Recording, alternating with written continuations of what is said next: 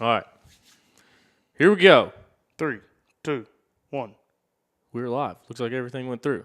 Should be popping up on there now. All right. We got it going.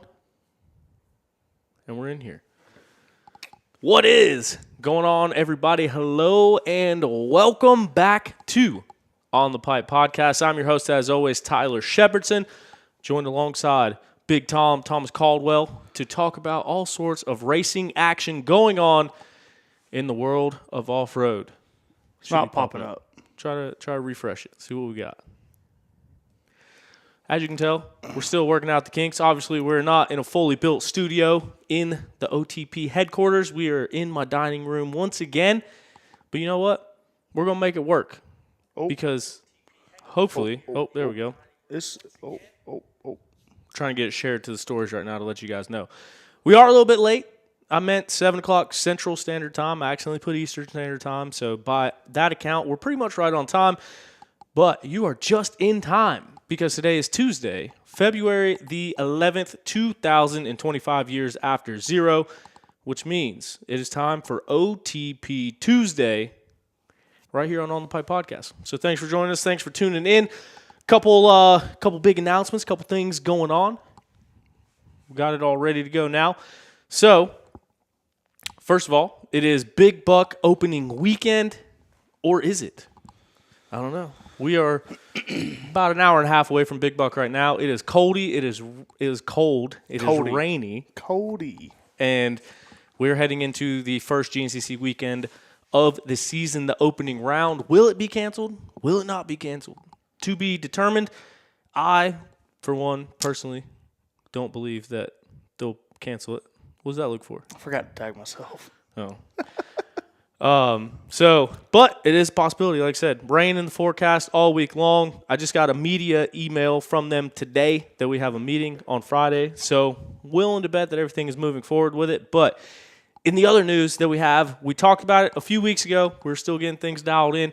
Very happy to bring it to you now. If you follow us on the socials, you saw that we did split ways with Beta Motorcycles. Beta's been with us for 3 years. You've heard the ad reads. You've seen the videos. You've seen the pictures. And, just an opportunity came up. We ended up going after it. And I want to let everyone know that the presenting sponsor of On the Pipe Podcast is now Yamaha Motorcycles. Yamaha USA is coming on board to support On the Pipe Podcast. Super pumped about it, super stoked about it. And, been sitting on that one for a little bit. But like I said, we got everything dialed in and excited to announce Yamaha as the presenting sponsor of OTP.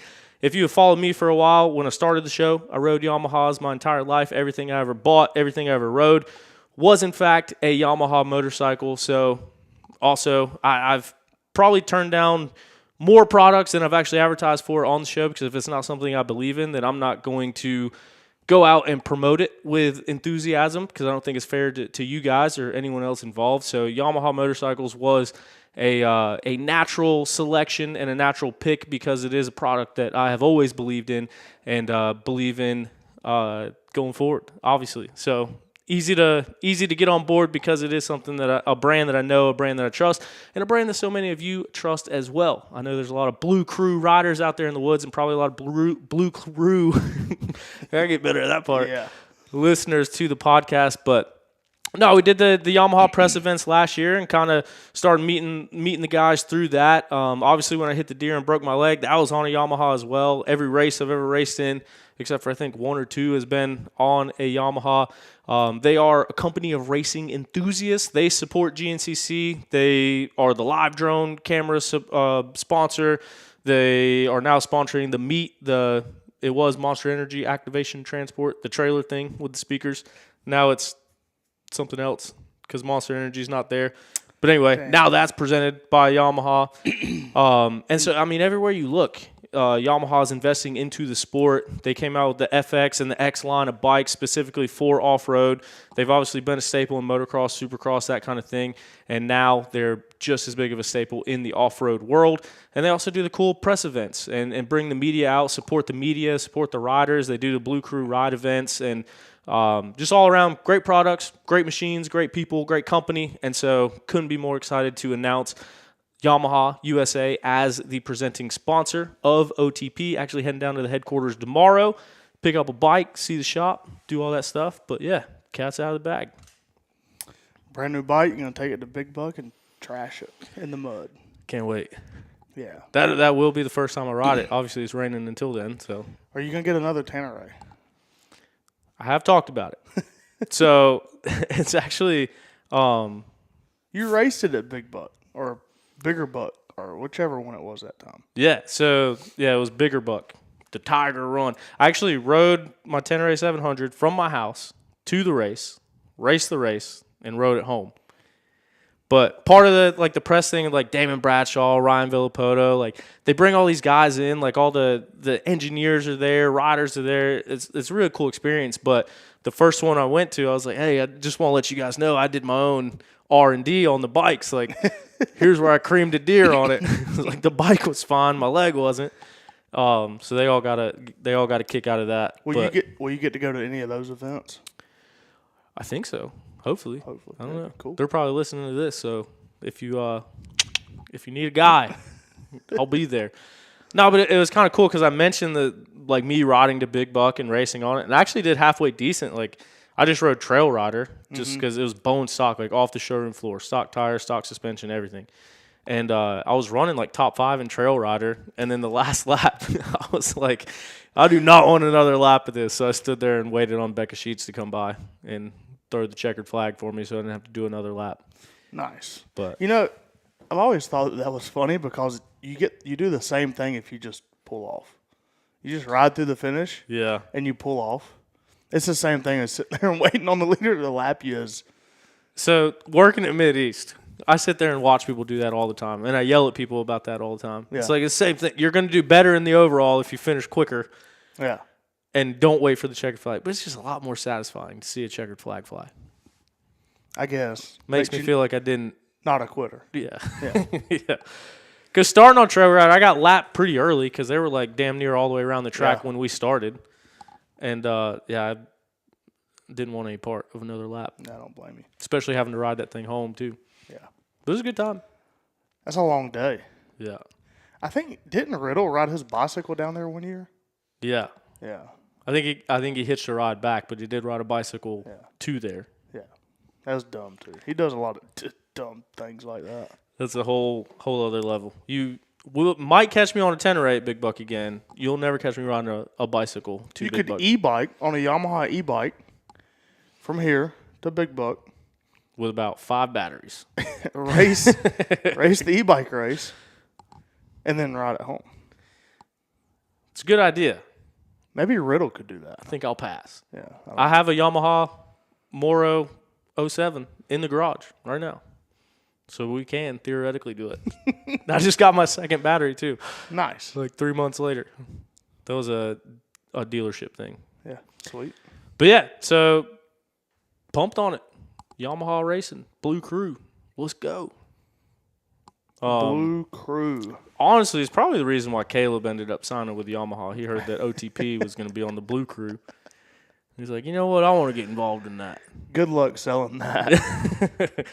So, yeah. No, it's cool. It was funny. Like, there was a lot of guesses, and pretty much everyone guessed one brand that wasn't them. So, it's cool to come out and...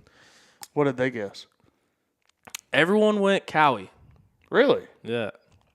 A lot of messages with green circles. But I guess it's because, doing the Red Bear stuff and being close with Stu and the team, I can see how it makes sense. But they don't have the top-of-the-line bike of a Yamaha YZ250FX. So, no, I'm pumped on it. Like I said, everything I ever raced, everything I ever owned, my very first bike was a Yamaha. Majority of riders' first bikes are Yamahas, PW50s. PW50. And that was not my first bike, but my first bike was a Yamaha. Was it? TTR 225. Really? How old were you? 13 or 14. Oh. Yeah. Sweet. Mine was a 08 YZ250F. Nice. Blew it up. Yep. I was about to ask, did you blow it up? Well, I also didn't know anything about dirt bikes, so I bought it with like 250 hours on it. and then went to every mud race I could find. Every mid-east you could find. It was my fault. But yeah, no. First race ever was Big Buck GNCC on that bike. I got the bike in January, like the week of Christmas or New Year's, and went to Big Buck in March or whatever. So like didn't even know how to ride a dirt bike. Went and raced 4-stroke sea lights, and how'd that go? not very good. Yeah. But fun story. No, that's exciting, man. Those Yamahas are great bikes. I know our buddy Chris got on one, and he loves it. And there's a lot of people that like them. It's like Dylan Wolf. Yeah. And I'd say other than KTM, I think they have like the next closest like cultish following. Yeah. Would be Yamaha. Yeah. Now they got Cody Webb. Yeah. Putting it to work, hard enduro. Got Caleb Russell coming back. Liam Draper on him. Evan Smith. Yeah. So, no, man, it's cool. And, yeah, I'm excited about it. And like I said, it's something I'm familiar with. And we rode the bikes last year at Big Buck. We did the press event for the 2-strokes and the 450 FX. And then before Indiana, we did the 250 FX. So I'm getting a 250 FX and the same bike that we rode in Indiana. And, like, dude, I love that thing. So I'm pretty pumped on it. Sweet. Yeah. So and you're getting it tomorrow, right? Yep. Yep. So hitting the road, heading south. But, yeah. Fun news to get us started for the day. We're going to talk about some results. We're going to go through some stuff. Obviously, there's a ton of storylines and stuff going on in the world of off-road, but there's also been a good bit of racing. Missed a couple weeks, was out of town on vacation. Told you guys about that, so sorry about it. But now we are officially underway. All the series have had their first races, except for GNCC, which happens this weekend. Out west, they've already raced 4 different rounds of 3 different series. Here we got U.S. Sprint Enduro going. We got all of our local series going. Sumter kicked off this past weekend. GNCC is this coming weekend. We're in the thick of it, which means OTP is back in your life. We're going to be coming at you and doing things the way they should have been done from the beginning. So look forward to that every week. Tom is going to be here keeping me accountable. So somebody's got to.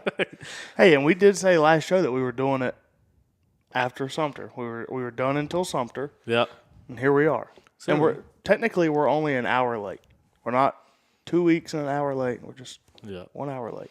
And it will be convenient once we have our place set up. Yeah. You don't have to set it up in the dining room. Yeah. Thanks to Amazon, table didn't show up today. Yeah, thanks a lot, Jeff Bezos. What are you doing? So, yeah, let's breeze through some results. Let's start things out on the West Coast, mainly because I have no idea what happened, so all I can do is read the results. Also been talking, we got some other stuff going on, some other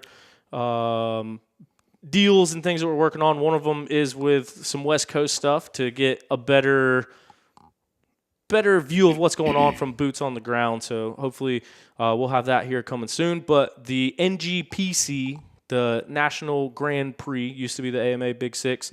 They've raced 2 rounds already. Dante Oliveira went 1-1 in both of them. I haven't heard if Dante is going to race any East Coast stuff this year. Had a GNCC win last year. Would be cool to see him back. I'm not sure if he will be.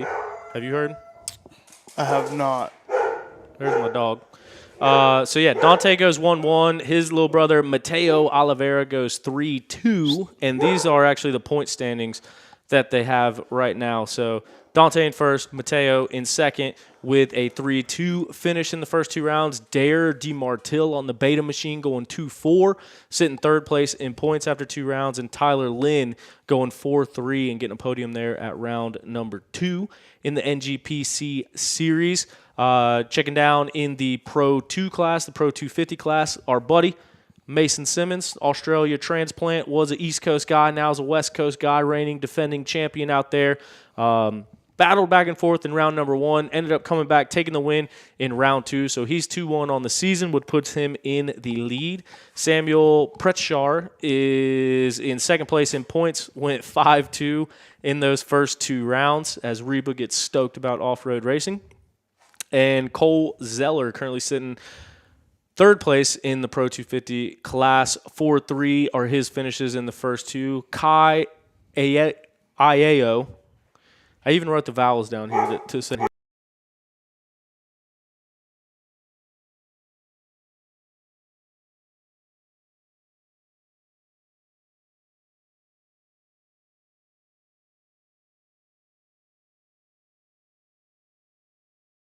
Hold on. We're back. Sorry. Reba came through. Like a bat out of hell. Tore down the whole thing. But it looks like we are back, so sorry about that. But yeah, so Kai, Aieo, 3-4 in the first 2 rounds. Colton Ake, 1, and then 16th in the second round. So apparently something happened with him out there. He might have had a golden doodle wreck his whole day just like we did up here. And then checking out in the women's pro class, Michaela Nielsen 1-1 in the first 2 rounds. Ava Silvestri 2-2, and Ty Wolfslayer goes 4-3. The AMA West Hare Scrambles, Dante took up the win there as well. Mateo backing him up in the number 2 spot as well. And then another beta rider, Zane Roberts, finished 3rd place in their opening round out there on the podium. In the Pro 250 class, Colton Ake would take the win. Leighton Small in second. Ryder Tomaselli rounding out the podium in 3rd. And the women, it was Ava Silvestri taking the win there. Ty Wolfslayer in 2nd. And Rachel Stout in 3rd. Also had the Hare and Hound going on. Zane Roberts, defending champion. He goes 1-1 in the first 2 rounds, I think, that they've had. And now that I say that, these West Coast guys, they're going to be in my DMs. They're going to be getting mad at me because I don't know how any of this stuff works. To be honest with you, I forgot whether they've raced 2 rounds or that's like the different sections or motos. This is why we need West Coast help. So West Coast guys, I'm really sorry. I'm trying to shine a light, trying to get better, trying to support you guys and what's going on out there. I'm just a little dumb when it comes to that stuff, which means 2 Damon Wolfslayer 4-3. And then in the 250 class, Sam Pretschier goes 1-1. Second round, 3rd place overall for him out of the 250 class. Cody Simpson, 2-3. Nolan Kate, 4-4. And down in the women's class, Rachel Stout, 1-2. Ava Silvestri, 2-1. And Ty Wolfslayer going 3-3. I was making sure someone wasn't like texting me saying that they can't hear nothing or see nothing. No, they're telling me I'm too stiff and to take my shirt off. Loosen up a little bit. You only got 3 bush lights in you so far. Yeah. Circle back down to U.S. Hard Enduro, King of the Motos. That happened just a little while ago. Tristan Hart would go out there and take the win. Our buddy, halfway local, sometimes here, mostly there. Will Reardon, 2nd place in King of the Motos. So super pumped on that ride for Will. This is a good showing for him out there on the new Sherco ride. And then it was Ryder LeBlond in the number 3 spot, Cody Webb in 4th, and James Flynn rounding out the top 5. While in the women's, it was Katie Hall-Leah and Addie Albrecht rounding out the podium there. Check in on some locals. This past weekend was the very first Mid-East Hare Scramble down at Black Ankle Raceway. I am the announcer for the Mid-East Hare Scramble, so directly involved with what's going on out there. Brody Johnson, back on the Rocket Racing Honda, working together with them. Him and Jonathan both buying their own Hondas to go racing on this year. Brody went out. He said he was trail riding. All right. Talked to him after the race. Said, how hard were you pushing? How was the track? He's like, oh, it was good. I was just out there cruising, trail riding, figuring out the bike. He won by 7 minutes on a trail ride. So that was pretty cool. Brody looking good, feeling good on that bike. Ryan Amancio in the number 2 spot. And Ethan Harwell. Got to shout out Ethan Harwell. He's the last 2 years of youth overall champions. He won the amateur race overall championship last year. And this year goes straight from youth bikes to the pro class. And he did race pro class last year to end the year. At airport, yeah. Yeah, in Hickory. But this year, he's going to be racing it all year. Starts off with a bang, grabs an overall podium to start the season off. You going to say that? I just saw the picture. Oh, no. The last one. Read the last one. Oh, yeah. I forgot who was 4th. But Tyler Palmer, 5th in the Mid-East Hare Scramble. Smoked. Denver, North Carolina's newest pilot. Quit racing, and now he knows what it's like to drink beer and get arm pump. Yeah. Turned 21. It's all downhill from there. He said he couldn't feel his hands at all. I love it. Because I was kind of shocked by that. But, you know what I mean? We got time to rebuild. Was Todd there? He was. Didn't get a chance to talk to him, but he was there. long ride home for Tyler. Shout out Palmer Motorsports. Yeah. Which is the old factory Husky Linden ride. Yep. We'll this is why Linden took Tyler's factory ride. Because he gets arm pump now. U.S. Sprint Enduro, that happened a couple weeks ago. Liam Draper goes out and breaks a 22-day winning streak by Johnny Gerard. Obviously, Johnny Gerard, a couple championships over there. He's won 22 consecutive days. That is 11 weekends of winning. Liam Draper was able to best him and take the win out there. Johnny Gerard in the number 2 spot. And Cody Barnes would end up 3rd in Pro 1. But Grant Davis, who is coming off of a very impressive championship season, goes out there. He actually took 3rd place overall while winning the Pro 2 class. And when you say 22 days, that's like 22 race days, not at the sprints. It's not like, just to clarify. Yeah, so Saturday and Sunday are scored individually. Right. So, yeah. So he's won 22 days of U.S. Sprint. Yeah, consecutive. Yeah. Which is how many? 11. 11 races? Yeah, just said that. Yeah, but how many years is that? How many races they got a year? Is that 2 years? I think long? like 6 to 8. I know they said this was Liam's first win since 2021. So I don't know if that means Johnny's been winning. Maybe Toth snuck off a win somewhere in there. Yeah, I don't know if Liam's last win is congruent with Johnny Gerard's last loss. Right. You know what I mean? Yeah. Either way. But Liam's last win is congruent with Gerard's last lost. No, maybe not. That's what we were just saying. No, it is. But it Like, might not have been. Yeah, because he just won. Well, I guess if they got 6 races a year. You're not picking up what I'm putting down. No. He just won. So that's Liam's last. Okay. Yeah. I get it. I was still back in 2021. Oh, yeah, you're behind. Yeah. I'm picking up what you're putting down. I'm bailing what you're raking. But nonetheless, man, that's got to be a confidence-inspiring ride for Liam because obviously last year gets hurt, has surgery, comes back to XC1, never misses the podium, finishes the year 2nd place, and now comes out and takes Johnny Gerard's 22-day streak and takes the win. Wins, I think he won both days to win the overall. Has he raced any since the last GNCC? No. To that sprint? So he's on one on the 450. Yeah. Yeah, good for him. I think that thing suits him. Caught up with him at Caleb's and filmed that video with him, and that's what he was saying. He just gels a lot better with the 450. Sweet. But, yeah, Johnny, the defending champion of GNCC, had a good run at ISDE, has won multiple Sprint Enduro titles, and then Liam comes out there, gets the best of him. Like I said, that's got to do a lot for the confidence going into the season. You'd think so. Do you do you think that the Sprint win has any more confidence than the last 3 or 4 GNCCs that he finished on the podium? Like which one? What do you think gives Liam more confidence? Was it the last 3 or 4 GNCCs of the year being on the podium, or this win this year over Johnny? So like going into Big Buck, like he's like, yeah, I beat him at the sprint, or I haven't been off the podium in XC1 yet. I don't know. That'd be a tough call because obviously the Sprint Enduro win is more recent. Mm-hmm. So it's what happened this year. But, yeah, But it's nothing like the 3-hour GNCC. No. And, yeah, that's the weight difference right there. Like, beating the guy at the sprints versus ending the season in 2nd and with that podium streak at a 3-hour race. I don't know which one would weigh heavier. Be a good question for him. Liam, let us know.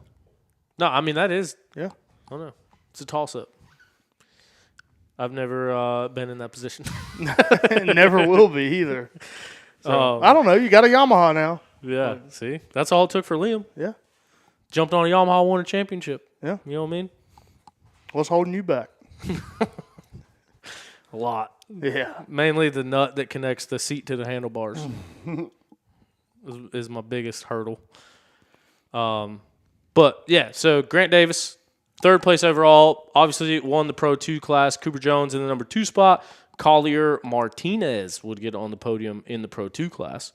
Colton Shields took the Pro-Am win over Hunter Smith, a big day for Colton Shields. And then Jay Lipscomb rounded out the podium in the Pro-Am class. Women's, it was Brandy Richards. What's he riding? Who? Jay. He is riding a...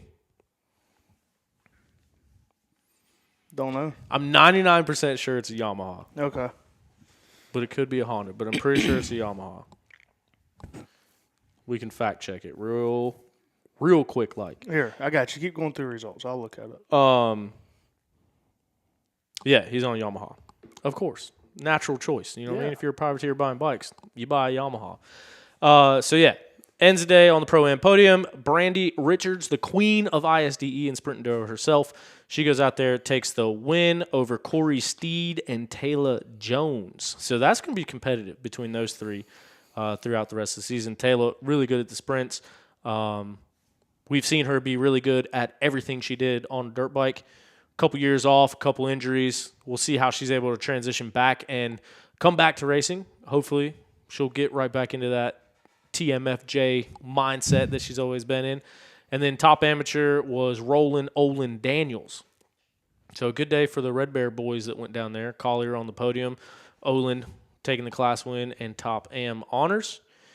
And then this past weekend was the Sumter National Enduro, where we would see the Red Bear team go to work again. That was a story coming into it. The past 9 years of overall National Enduro champions, obviously missing Grant Baylor. He announced on his Instagram that he was going through a surgery and a recovery. Hopefully we'll see him back sooner rather than later. I figured with the last name Baylor, he probably would have been racing Sumter this past weekend. Probably a good idea that he didn't. Yeah. But nonetheless, the number one plate was there, and it was Josh Toth. And then his boss and teammate and biggest competition, Stu Baylor, was also there. Toth went out, won the first test by 19 seconds. And then Stu would end up coming back, winning test 2 and something. And test 1 was the tightest test I've ever done at Sumter. Without a doubt. It was like 8 miles of handlebar width tight. At least that's what it seemed for me. Dang. Yeah. So. How'd you end up doing? Not good. That leads me to a point real quick. On the Pipe podcast is brought to you by, in part by Zach Tussle at Raymond James Financial. Zach Tussle is a racer, and he's also a financial advisor for Raymond James Financial. He helps his clients win when it comes to retirement and financial planning. If you or someone you know wants to save and invest for your future or is already retired and needs advice for income during retirement, Zach Tussle is always both of our first recommendations. Go to financialadvisorsdenvernc.com or tussleinvestments.com, and you can get in contact with Zach Tussle. Let him know you listen to the show, and you get a free consultation. He'll let you know exactly how he can help you, what he's going to do to help you. And if you want bonus points, make sure you let him know that he got beat by Big Tom this past weekend. I did beat Zach. He DNF'd, but that's impressive. Zach's fast. I beat him. You don't have to mention the DNF part. Yeah, but I ain't gonna do him dirty like that. What test was he in? Test 5. He wrapped his brake pedal around his foot peg. And surprisingly, he quit. I figured he would have bent that thing back, finished the day out, but he saw the B-rider cut off and went to the truck. Guess he'd had enough. Who was winning up to that point? Oh, Zach. 100%. So, no, But that ain't what it said at the finish. We were 5 minutes late to test 4 after the gas stop. Guess he hauled around a little too much, and about halfway through test 4, I started cramping. My legs started cramping terrible, and went away. And then test 5 was bad. When I finished test 5, got off my bike, laid on the ground. I thought I was like, everything was cramping. My legs, my hamstring, whatever muscle this is. What is that? Tricep. That was cramping. My arms are cramping like this. Not good. And Chris was on the same row with us. And he saw the B-rider cut off. And he was like, boys, I'm done. I'm going to the truck. Y'all have it. I think he had fun, but that was definitely the tightest stuff he's ever rode. And yeah. he said his hands were so swelled up you couldn't see his knuckles, and he's one of them skinny, bony people that got real defined knuckles, you know. But anyway, he had one of those gels with amino acids and energy gel, whatever it is. So he gave me that, and I tell you what, that brought the life back to me in the 6th test. And the 6th test was my best test of the day. How long was the 6th test? 10 miles. It was 8.5, 9, 8, 10, 10, 10. Yeah, brutal. That's what I was going to say. If it was a short one and everyone was cutting off, I was going to make fun of them. But 10-miler, that's a good one. Well, and he went, so when I pulled up, I saw the B-Rider cutoff, and I told him, I said, I think you're done. And he said, what do you mean? I said, there's a sign that said B-Rider cutoff. So he hesitated. He didn't hesitate at all. Went straight to the guy at the start of the test that was doing the scoring or the time clock. And he asked him, said, is this the B-Rider cutoff? He said, yep, you're done. Chris came back and said, boys, I'm done. I'm going to the truck. See y'all there. And I said, good. I said, give me that gel and start cleaning up. Pack up the camper. So, but no, it was fun. It was me, Wolf, and Chris on the same row, and there's a 40-plus A guy that towed me and Wolf around all day. What row were you on? 52. No, that's not bad. No, but that's another thing. I've never. It's not a bad row, but I've never had like one of those really low number rows, like in front of Pro 2. I've been in with, like, towards the tail end of the Pro 2 guys before. And that wasn't bad. But everybody's like, oh, you're right behind the pro guys. That's good. Lines be burned in. There'll be hot lines. This and that. Yeah, sounds great. Sure. No. We started test 1 and it was already beat to shit. So next year when I do it, I'm putting on there row 1. I'm signing up by myself. I'm going to see what we get. Yeah. And you know what? If I'm row 1 and there's no lines burned in, it ain't going to make a difference because that's the only line I follow all day anyway. Yeah. So. Just get a lot more face slappers on the front row. You got them on row 52. I only raced Sumter once, and I was row like 140-something. I've been there before, too. But no, it was fun. But I would like to be in like the high teens, like 15 to 20, maybe 25, and see what that's like. Yeah. Have you raced any besides Sumter? Nope. And everybody says that Sumter's the worst one. Yeah. And I've never gone to another one. But I'd like to do that one in Louisiana. The Cajun. Yeah. Or that one's fun. Or the one with the covered bridge. Indiana. Yeah. That one looks good. I think Mud Daubers. Yeah, something like that. So Sumter's the only one that I've raced. So, and then another thing, I was looking at their schedule. They do so many of them in the middle of the freaking summer. Mm-hmm. And I don't know that all of them's as tight as Sumter. I don't think they are. But hell with doing that when it's 100 degrees. Yeah. Because it was low 80, high 70s Sunday. And you're just sitting in the woods and it's like no air movement, nothing. And it's so screw doing them things in the summer. And if they're dusty, like, no. Yeah. I'd rather be on the lake. Well, so Stu even changed his gear in the middle of the day. I saw that. So did Ricky. I was like, oh, Ricky did too? Well, I think so. There's pictures of him in different gear, so one would assume. Ricky's got to be working to make that 250 work. Yeah, but it wasn't that hot. Yeah.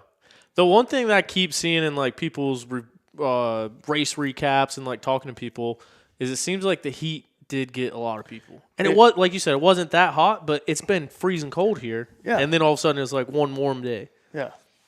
I mean, Saturday was pretty warm too. Saturday was cold as crap where we were for Mideast. Yeah. I was freezing Really? Saturday. Yeah. It was warm down there. I mean, like it was comfortable, but I was doing a little bit of bike work and this and that. And I broke a sweat. Oh, really? So Yeah, I mean, I was put in jeans and a hoodie and freezing all day long on Saturday. Put it this way, we slept in the camper with the AC on high all night, both nights, and felt fine. So, yeah, it was it was kind of like going down to Florida for the, you think that's your first hot race, but Yeah. I think it caught me off guard, but whatever. It's not like I'm in shape, like I was prepared for it anyway.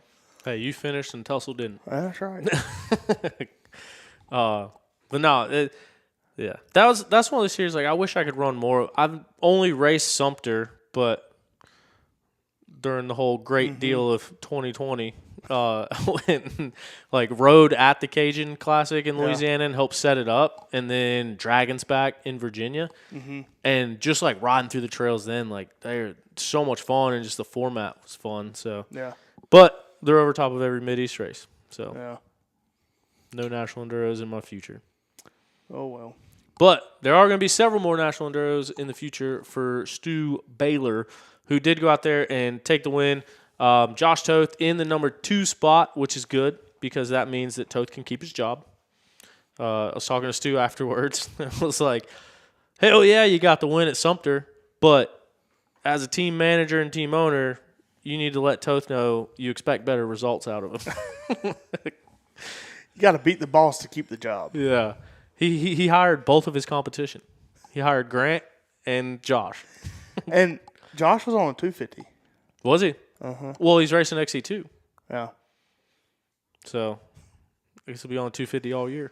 Yeah. So, which you said he won the first test by 19 seconds. It makes sense because it was tight. They will throw it around a little better. Yeah. Stu has lost a ton of weight. He's lost 30, 40 pounds. He always does it at the start of the year. Yeah. He always does. I figured he would have put on baby weight this year. Yeah. But undefeated as a girl dad. Ben Kelly. The one thing, okay, so looking on Instagram, social media and stuff, the one thing that I've noticed is that Ben Kelly is commenting on everyone's posts, talking about how crazy it looks that everyone's going that fast. Really? He's commenting on 3 or 4 different posts, back and forth, this looks crazy seeing on person. I can't believe everyone's going that fast in the woods. It's insane. Huh. And it just shows the speed that those guys are going. BK goes out there, gets 3rd place to start his season. 2 minutes back off first podium since he broke his leg? At a National Enduro, probably. Yeah. That's what I would think so. Yeah. That's also probably why he doesn't like seeing the speeds everyone's going, including himself. Yeah. But yeah, Stu and I forget the gap. I want to say 7 seconds, maybe 17 seconds. I forget what the gap is between them, but then between Stu and Toth? Yeah. I think he told me it was 30 seconds. Oh, yeah. Total at the end of the day. And then Ben in 3rd place spot. Ricky Russell, the Triumph news is official. He's posted it. Obviously, he's raced it. So he finishes 4th on the day. And then Trevor Bollinger, good friend of the program, went out and bought himself a Cowie and took it to the races, ended up top 5. It's a good-looking motorcycle. Yeah, it looks cool. I seen him. Well, I saw the pictures, and I seen him Sunday morning. Took a brief look at it, and yeah, it's a good-looking bike. And a lot of people this year have that XC Gear chin sticker thing. What was his name? Lance. Yeah. I mean, that's a sweet. It's just a sweet-looking helmet deal, I guess, that they're doing. The Mako. Yeah, it looks cool. It's got that shark on it right there on your chin bar. But Bollinger's got it on, and he's wearing a Rye helmet. I was like, dude, that's sweet. Something about it. Just, I don't know. It's cool. Yeah. I think all the Red Bear guys have the helmet deal for XC Gear too. Yeah, it looks cool. It does look cool. The shark. I mean, it's just I guess what I was trying to say is it's a good, he figured out a good way to market that. Yeah. Like Red Bull's got the chin bar. Yeah. Monster's got up here. It just, I guess he done a good job with it. It's cool. Yeah. No, I agree. And I don't remember. I didn't see those last year. So it's new. Yeah, I'm not sure. Yeah. A lot of the guys running it now, it seems, had a monster one last year. So, I don't know. But it does look cool. I have noticed, especially on black helmets. It looks pretty sick. Yeah. He must be selling a lot of damn bar mounts. There's a lot of people that run them. Yeah. They're good. Yeah. I haven't ridden with one. No? Which is surprising because everyone I know has one. Yeah. No, they're cool. Stu was running flex bars with an XC gear mount. He still does. I don't know how that's possible. Yeah. That's like 360 movement. I don't understand that. But with just the XC gear, you don't notice it that much when you first put it on. But if you put the standard bar mount back on, you really can notice how much dampening's in it. It's like, oh my God, this is harsh. But yeah, they're cool. I like to try one out. Like I said, I've seen them everywhere. They're all over the place. There were some people that like them so much that when they were on a certain team, they were changing them out. Like they were putting them on when they weren't supposed to. Covering it with a bar pad? Yeah. I don't think people do that. No? No. People only run what the sponsors give them. Really? Yeah. Huh. No, I mean, it's interesting. If you got a product that works, it works. Yeah. But no. Cool helmets, too. Yeah. Yeah, I meant to call Bollinger over the weekend. Completely forgot. Did you get to chat with him at all this weekend? Just a little bit. I mean, he was getting his stuff together, going to the starting line. I see he's got Silver Creek on the shroud. Yeah, I think it's himself, and him. Representing Bollinger Gap Road. I did text him a little bit on Sunday night. He asked me how I liked it, and I said, I like test 3 and 6. He said, LOL, 2 out of 6. I was like, yeah, the rest of them were terrible. Yeah, I did talk to him a few weeks back up at Rose Creek when they had an open ride. And he said he really likes that thing. Yeah. You know, he always loved the Hondas. And just, I think something about being on that aluminum frame, Japanese bike. Yeah. He's always gelled with it. Plus, he was on that Rockstar team for so long that I just hope that this is like a different.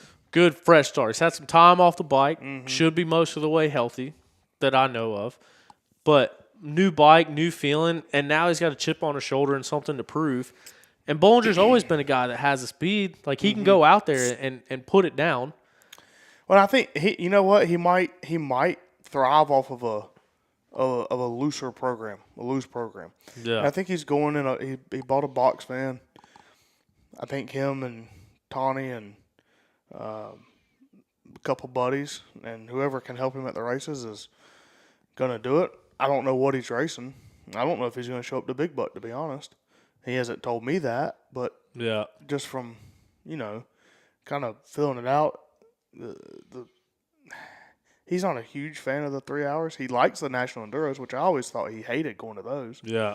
But he's told me before, he said, I don't know why you go run those things, and you need to run the National Enduros. They're so much more fun. But I know. So the year I raced Sumter, I was on the row in front of, behind Trevor. I was close to Trevor. Yeah. I think he was a row ahead of me. Yeah. So then it'd be like 9 minutes after I got there where I'd see him again. Yeah. But that when he blew his ACL out, it was. I remember talking to him like right after that. Yeah. He was. I don't think he liked him then. No, I don't think he did, because there was 2 years in a row he got hurt down there. Yeah. Yeah. But going back to that, Trevor is the local Mideast legend, and so Intimidator. I know he was. He was talking to a team over the summer and through the back half of the season about riding for them. That would have stipulated him ride National Enduros. So he reached out and asked Mideast if we could like change the schedule and move things around so he could run both, because he really wanted to run Mideast. Obviously, can't make that happen. There's only so many weekends in a year. What team was it? What color was it? I guess it doesn't really matter. The Enduro engineering deal that Ricky has now nice. with Triumph, I believe that Trevor was in the mix or talking to or hopeful. I would say hopeful of getting that, and obviously very close ties to National Enduro. Right. But yeah, since I found out he was doing his own deal, and Ricky got the Triumph ride, it seems I would have bet money that Trevor would have been racing Mid-East and come over there and try to – because Buren puts up good payouts, man. He pays good for a local series. And I figured he'd be going after that contingency money and the payout money, but he was down in Sumter.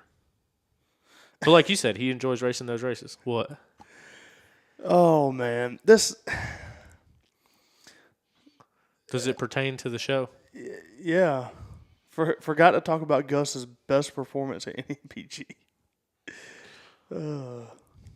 Coffee's just stirring the pot. He is. And Cody Smith and Lyndon and Skinny, they're all just – I think they're watching live. Let's talk about Coffee's pro debut. Yeah, Pro 2. He signed up Sunday morning. Oh, really? Yeah. They went – I was looking through results at Mid-East. I was like, Andrew Coffee, what are you doing? He was on row 44. Did he do it just to get a good row? Yeah. Oh. And I don't know what his deal was, but I passed him in the fourth test. He was sitting on the side of the track. So, but they went bow fishing Friday night. Him and a couple other guys. I don't know who he's with, but till like 7:30 in the morning. Then they went and played golf all day Saturday. And I seen him prep. Yeah, I seen him walking to go sign up, and I was like, "You're just now signing up?" He's like, "Yeah, racing Pro 2." Good on you. Dang. He may or may not have been on a eligible bike too. Oh. Oh. Hear that, Coffee? You're getting dry snitched on in front of God and everybody. Oh, his clutch broke. Surprised it wasn't his brakes. Yeah, I was looking through the results. I was like, dude, is that a typo or something? He did it just to get a good row. Yeah. So, I think he actually went to go sign up for Pro-Am, and they were like, "You're going to be row 30." 408. Reba's contributing to the show. She just wants her time to shine on OTP today. No, it was like row 20 or 30 or something. He's like, "No, that's too far for her. Let me do Pro 2." And they gave him 44. Dang. So. Speaking of Pro 2, Jason Tino, who is on a new ride this year, the Flat Rock. I guess Flat Rock's a motorcycle club from what I can gather. But Flat Rock Gas team goes out there and gets a win in Pro 2 to start off his season. Got to be pumped on that. Chase Landers in the number 2 spot. And then That was surprising. Chase? Yeah. In Pro 2? It was, but it wasn't. Well, I guess so. Let me preface this with I love Chris Landers.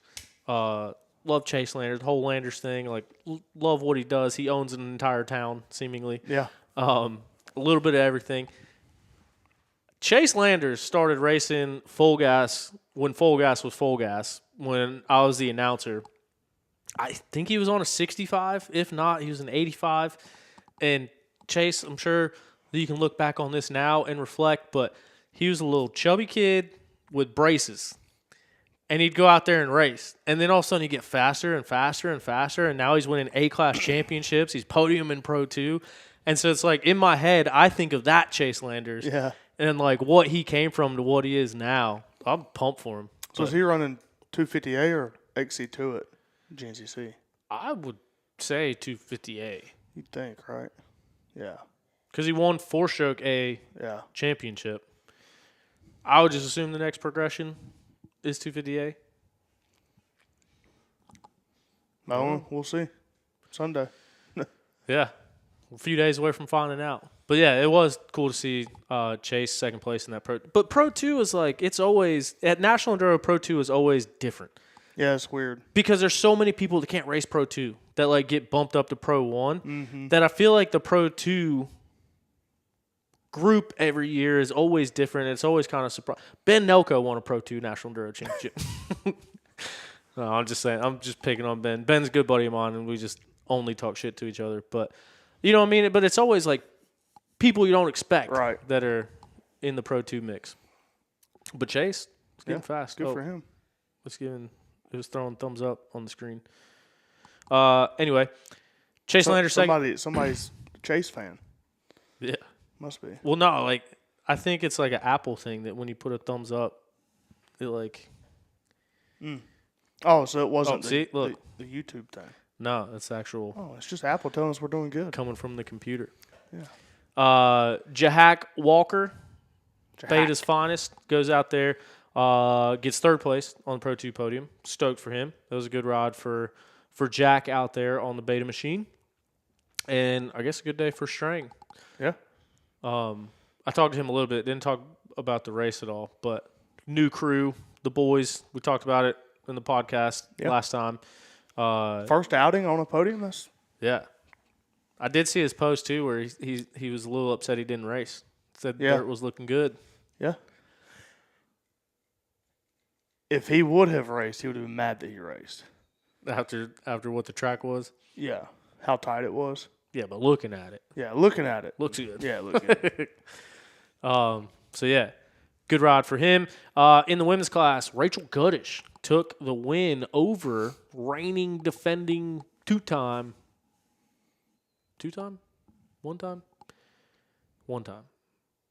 Three-time GNCC, one-time national. I think National Enduro first time last year. Anyway, Rachel Archer finished in second place. Looked like they battled back and forth a little bit, but Goodish looked like she was on it. Goes out there, takes the win. Rachel Archer in the number 2 spot, and then Brandy Richards raced, National Enduro, which I don't think she did last year. So, yeah, she probably did sprints. I wonder what she's going to do because she raced sprint. She raced US Sprint. She raced Sumter. She's obviously racing GNCC. Is she going to go for the Triple Crown? Or is she going to drop either sprints or... Because speaking of Gus, I heard that's why he raced National Enduro, because him and Grant Davis flip-flopped. And because of that Pro 2 rule, you don't get a chance to defend your title. So Grant won Pro 2 last year, was going to move into the Pro 1 class. And so I think just looking at it from the outside, I think that's part of why they flip-flop. Grant's going to do the sprints, and Gus is doing National Enduro. Yeah, and that was Gus's first ever National Enduro. Was it? Yeah. I thought it was kind of weird seeing his name pop up in there, but I didn't know if it was his first ever. I didn't talk to him after the race, but I would be curious to hear his thoughts about it. Yeah. I'm sure he loves it. Had a great time. From the deserts of Australia to tight-ass woods of Sumter. Yeah. But, I mean, that's also what I don't understand, because Mackenzie Tricker, motocross girl, comes from Australia, known for wide-open wood stuff, won like 3 or 4 National Enduro titles. Taylor Jones comes over, wins National Enduro titles. Ben Nelko comes from motocross, wins National Enduro titles. So it's like, how are these people that are going from wide open doing good in the tight stuff? Yeah, well, it probably also depends on who's there, those years. There was, I glanced at the Pro 2 results, but it seemed like there was quite a bit of talent in the class at Sumter. There was a lot, it looked like. So, I don't know. Interesting. And it being your first one, like, you go back and look at Ben and Tricker and Taylor Jones, you look at their first National Enduro, wonder what was their result. Yeah. You know what I mean? Because it's definitely, it's a different type of racing. It's like the first time you go do a sprint and all you've ever done was hair scrambles. It's different. Racing the clock is just, it's different. Not having the head-to-head, chasing somebody, coming around every lap on the same track, and, knowing your position, knowing how far you are behind somebody, and knowing what the next lap, like what the track's going to be. It is different. It's just a different type of racing. So yeah, and that's one thing that I hope never goes away. Yeah, he'll get better at it. Yeah, that's one thing I hope never goes away about National Enduro is the fact that you can't walk the tracks. You can't pre-ride the tracks. Yeah. You can't get on an e-bike and do it 28 times and remember every single rock and twig on the trail. Yeah, and I think all racing should be like that. Yeah, and the only bad thing about that is it does give an advantage to somebody like Stu, how many times he raced at Sumter, Yeah. and like that. So when it's like for Gus, this is his very first one. Yeah. And I mean, people talk about that too, like Dante coming over and racing GNCC, and like people that just get into GNCC. People talk about we've been going to the same tracks for so long, and everyone has a disadvantage. Like that's one thing about like the Johnson boys at Mid-East. Everyone's like, oh, they know the track. That's why they're so fast. Yeah. This was Brody's first time racing at this track, and he won by 7 minutes. And like last year, who was there? Yeah, but still. But last year he beat some good people, and that was the first thing they said. It was, he knows the track, and it was Brody's first time at that track. Mm-hmm. So I don't know. I mean, good riders are good riders. Yeah. So. Or maybe they should open it up for like GNCCs for like an hour period. You can ride the track once. On your dirt bike? No, e-bike. Got to stay out of the woods. Like you get one lap. You have to clock in? Yeah. Or like, you just open it up. You got an hour. Yeah. Like, hey, Saturday from 4 to 5. How do you police that? I mean, it used to be a rule they couldn't go in the woods until Sunday. Yeah. They police that somehow. Yeah, true. But I feel like it's like all or none. Like, I don't feel like there's a way to police the middle. You know what I mean? Yeah. You mean like amateurs and stuff? No. Like you said, you couldn't go to the track until Saturday. Well, that's how it is now. No, they can go on Friday. No. Yeah. They can't go in the woods Friday. You sure? Pretty sure. I'm pretty sure. I think you can. I don't think they can go till Saturday. I could be wrong, but that was my understanding. I thought that changed a couple years ago. Well, it used to be they couldn't go in until Sunday.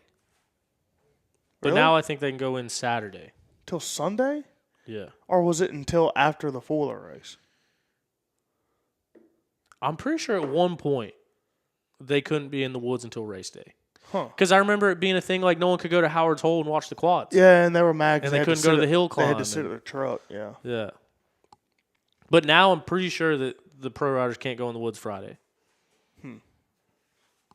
Maybe I'm wrong. I don't know. I thought it was just open now. But anyway.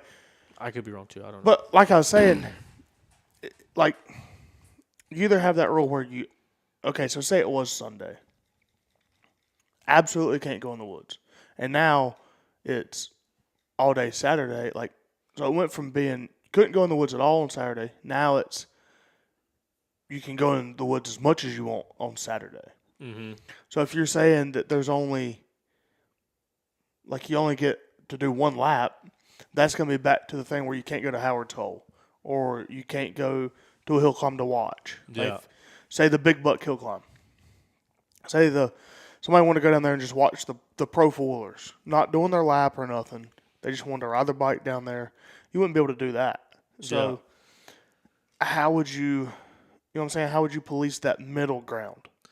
Well, I guess like just from, I don't know how you police it. Yeah. Once again, I'm only offering problems, not solutions. Yeah. But no, like it's like right now, one of the biggest issues is all the double placards that are at GNCCs and all the stringers. That kind of narrows it down, funnels everything into one section, makes everything one line, takes away opportunities to pass. It's the thing I hear the most. Mm-hmm. And you couple that with being able to do 8, 9, 10 laps and go back to sections multiple times a day and check it out. And you got guys breaking branches and putting things in tape to where you know where you're at, and you can get these hotlines, and then all of a sudden someone's recording with a camera because you went 25.4 inches off the track. And I feel like without that repetitiveness and going around and spending so much time in the woods, it would kind of eliminate the need to funnel everyone into the double placards, and also the cheat lines, the hot lines that develop wouldn't be as noticeable and wouldn't get as burnt in. I just feel like it'd be tighter racing. Yeah. Could be completely wrong. All the pro riders might hate that take. Well, if you just made it no rules like National Enduro, because you can take a hot line and cut 100 yards off the track at National Enduro, but you run the risk of losing the track. Yeah. As long as you get back to the arrows. Yeah. So, fun fact at National Enduro, learned this behind the scenes. The way that the rule book is written is that if there's a track discrepancy, everything has to get measured back to the nearest tenth of a mile that's marked. So if you're ever around a national enduro track, well, I guess you would never know because you can't walk it. But at the end of every test, there is a 0.9 mile marker, 1/10 of a mile back. So that way, if anybody has a discrepancy in test 3, they measure back from the end of test 3 to the nearest 10th mile marker. And so it could have happened at mile 2. But if it gets brought up at the end of test 3 or at the end of the test, they only have to go back to the nearest mile marker. So they mark a 0.9 mile marker just to measure back to the nearest 10th. What do you? I don't get it. What do you mean? So they walk that 10th of a mile. And see Like there's if a someone line? gets lost or if someone goes off the track, if there's any type of like discrepancy with the track, they have to go back and mark it back to the nearest 10th mile that's marked. So it's like then they start at the end of the test, they walk a 10th of a mile. Oh, look, trail marker, we're done. Interesting. I don't know. It's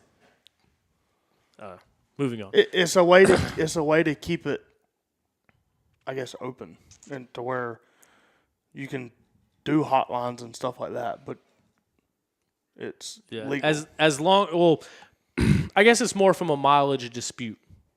So if you say, if the track says it's 9 miles or they go off the total miles, like it has to be 65 miles or whatever it is total.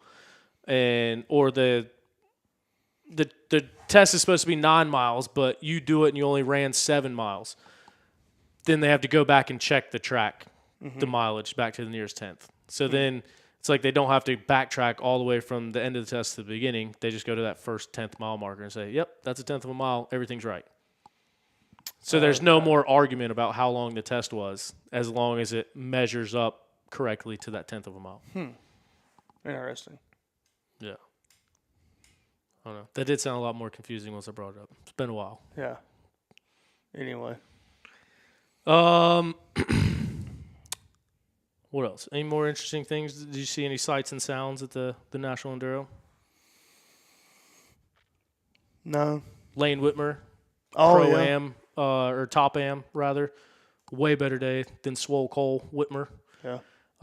If you haven't seen the video that Cole Whitmer posted, say he lost control, went face first into a tree, split his brow open. That fighter cut right there. It's just thin skin and orbital bone. Yeah. And, I mean, that thing just split open. Yeah. It looked rough. It looked bad. But I'm surprised it wasn't censored. He took a twig through his goggle. Did you see the goggle hole? Yeah, like a hole in the lens. He's lucky he didn't lose an eye. Yeah. Yeah. Dr. Tanner, SOS, safety on site. Got him stitched up. Good to go. Which, I mean, that is a good thing to have at the races, to be able to triage that and get it stitched up without even leaving the track. So shout out Doc Tanner. Yeah. Full Gas happened a couple weeks ago. I believe what? I gotta go. Okay. I believe Zach Hayes won. The results online for the combined time say Bollinger won, but I believe they went 1-2 and 2-1. So from what I understand, Zach Hayes did win that race, but the combined results is by overall time. So it's got Bollinger in front. But I think it was Zach Hayes, Trevor Bollinger, Mike DeLosa, and then Top-Am Cole Johnson. That was the only other thing that we missed as far as results are concerned. So we went through, like I said, the West Coast results, all that kind of stuff to get us caught up. And now, like I said, reoccurring every Tuesday is OTP Tuesday. We'll come on here and we'll talk about it. And we'll talk about the races. We'll be able to keep up going forward. While we're at it right now, we'll jump to some YouTube comment questions. So if you have any questions, drop them in the YouTube chat. When Tom gets back, we'll go over some of the silly season stuff and give you updates on where everybody landed, and then talk about a few other of the storylines that we have here. Travis Harvey, shout out. Easton Harvey, overall AM bike winner this weekend, shout out. Hype for GNCC, going to be a mud fest for sure. It is looking like it's going to be a mud fest. Like I said, we're like an hour and a half down the road. It is still raining here and projected to rain throughout the rest of the week. I don't expect any announcements coming from a cancellation or postponement of Big Buck, but you never know. Crazier things have happened. JoJo to XC2 says Paul Alley. No, I do believe that JoJo is going to be racing the 250A class yet again on a Phoenix Racing Honda, and I don't know the validity of it, but I think Tom said when he got here that JoJo might be battling something himself. But yeah, everything I know, JoJo will be racing the 250A class once again this year. And then are the Triumph boys in XC2. I don't know who the boys, plural, are. I know that Ricky Russell is riding a Triumph 250, but he will be racing it in the XC1 class. And I do believe that Josh Toth will be racing the XC2 class as well. Obviously, we saw Josh become the first rider in history to overall a GNCC from the second row. Grant Davis would then do it twice on the season as well. So that's 3 wins out of 12 races from the second row in XC2, winning the overall, which is pretty impressive. It was unprecedented until last year, and then it became kind of the normal thing after Grant Davis decided to do it twice. But the rule changes came out. There was a rule that was talking about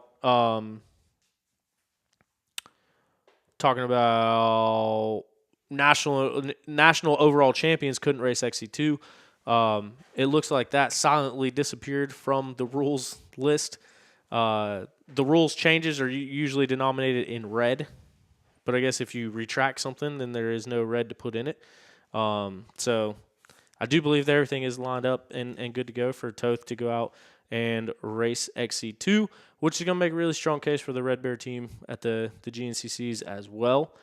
Tom, we'll talk about some of the silly season stuff, just kind of fill people in, and then any other things that we're missing. Do we want to do predictions tonight or no?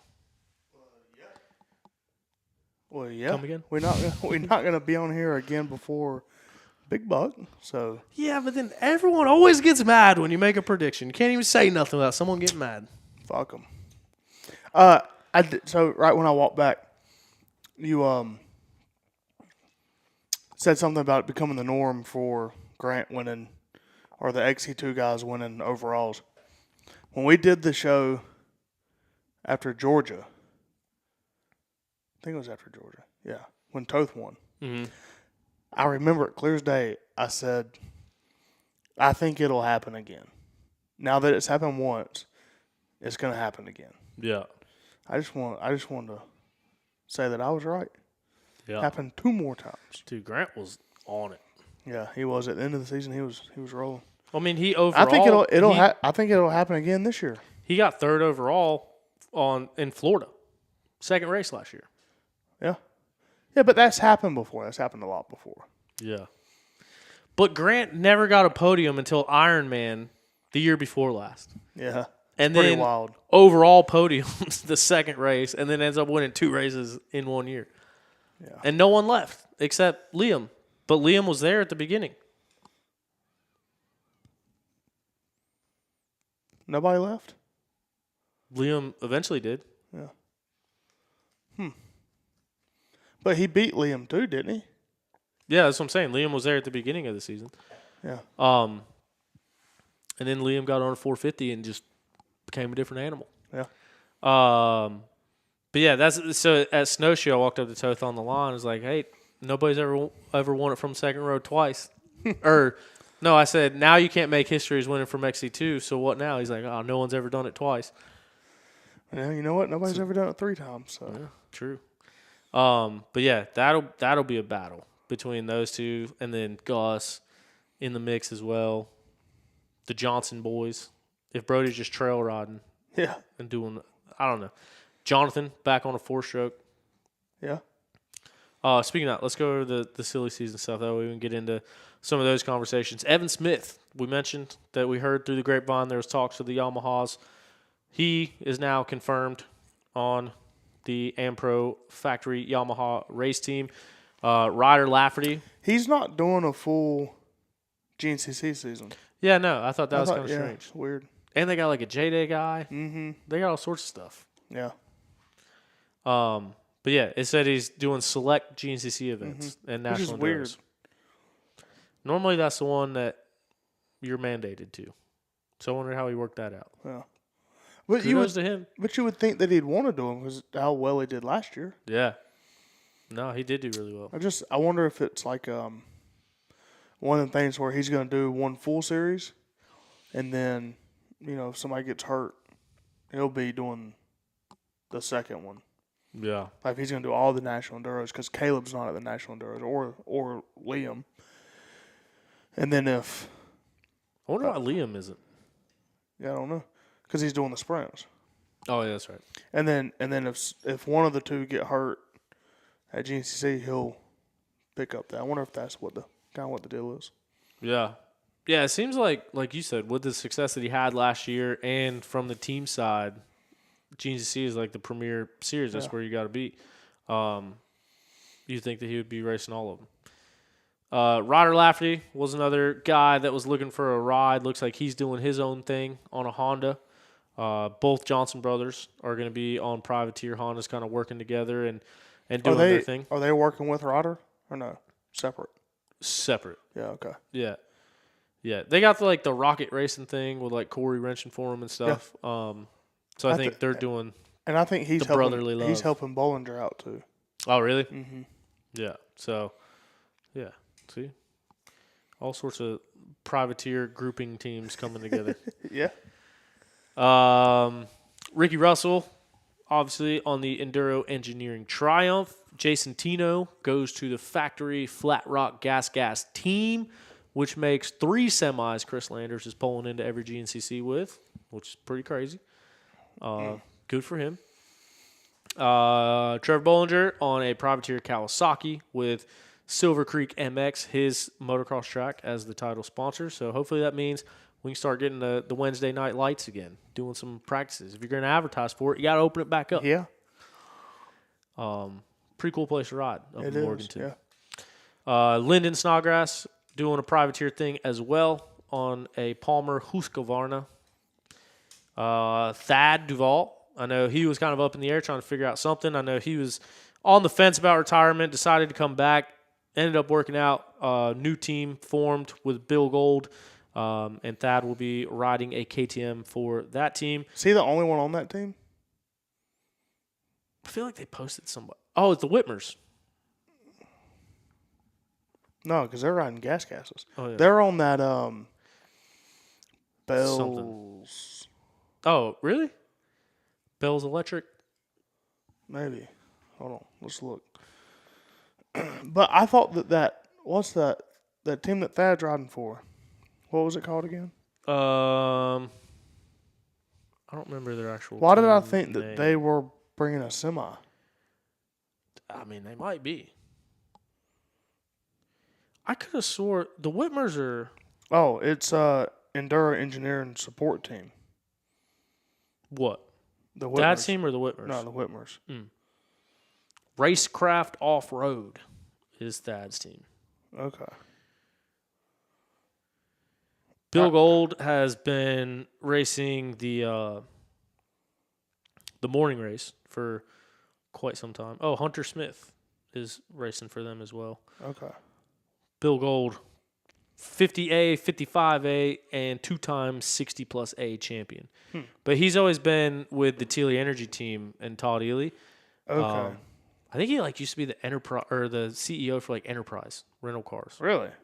Did something with Enterprise. I think it was CEO. I think he's pretty high up. But anyway, Todd would basically prep his bike and bring it to the tracks. And now I think Bill just kind of branched out and did his own thing. I think Kevin Gano is going over there as well, wrenching for Thad. So happy that Thad found a home. He looks happy riding. Obviously, his son doing really good riding as well. So it'd be cool to see them still around at the races. Taylor Jones coming out of retirement on the Phoenix Racing Honda. Obviously, the big news, Caleb Russell back on the racetrack, and he will be on my teammate. He's going to be my teammate. Blue Crew, Yamaha, him and Evan Smith and Liam Draper.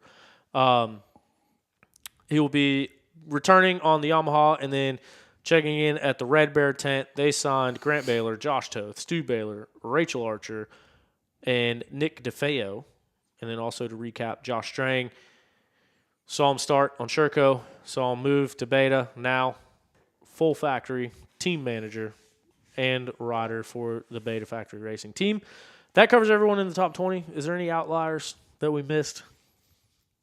Not that come to JoJo mind. racing for Phoenix. Yeah. Anybody racing XT3 this year? I know that there's one kid that has support from Beta. He's not on the Beta team, but he's going to race XC3. I forget his name. He podiumed the last round. Yeah. I think he's one of Jack's buddies. Okay. Other than that, no clue. There's normally somebody in there that's, pretty good. Yeah. Someone shows up. Yeah. We'll see Sunday. Maybe. So now, Big Buck, cold and rainy, maybe canceled. We talked about that. I don't want to say maybe canceled. I keep saying that just because, logically, I can see it. There's been absolutely no talk or any type of inclination that it would or could be canceled. It has happened once before. It's just rainy. We were talking about before the show. You don't remember it, but there was one year, it was like the second or third year, it was the first round that they had to cancel it. I want to say it was like 17, 18. It's crazy that we've been going there for the first round that long, but I don't remember. It probably did happen. I just don't remember. I know it did. Not for the first one. Like maybe Bigger Buck, Tiger Run getting canceled. I don't remember the first round getting canceled. The first round got canceled. They moved it to far. Hold on. I'm going to find out. I don't know. One thing that we did talk about, schedule time when stuff came out, I was hearing about the Mountaineer being in jeopardy if SMX came back to Charlotte.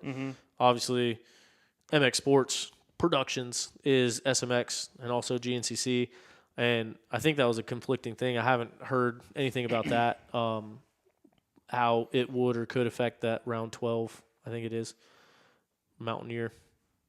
No, it's not round 12. I think it's the first race back after summer break. It's also the weekend after ISDE. But SMX will be in Charlotte that weekend.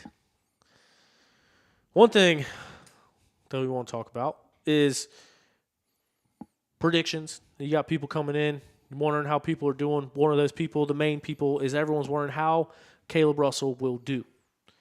Now, Caleb Russell went and raced the local race, raced the Carolina XC, won it.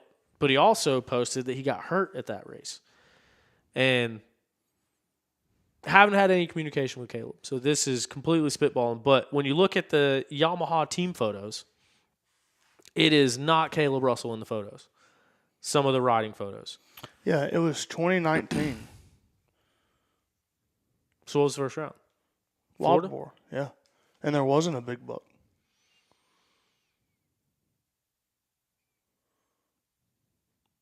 I think I raced all the races that year, and I don't remember that.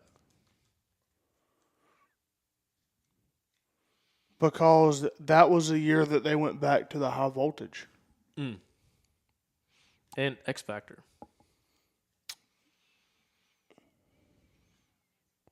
Yeah. Yeah, because the high voltage was after Snowshoe.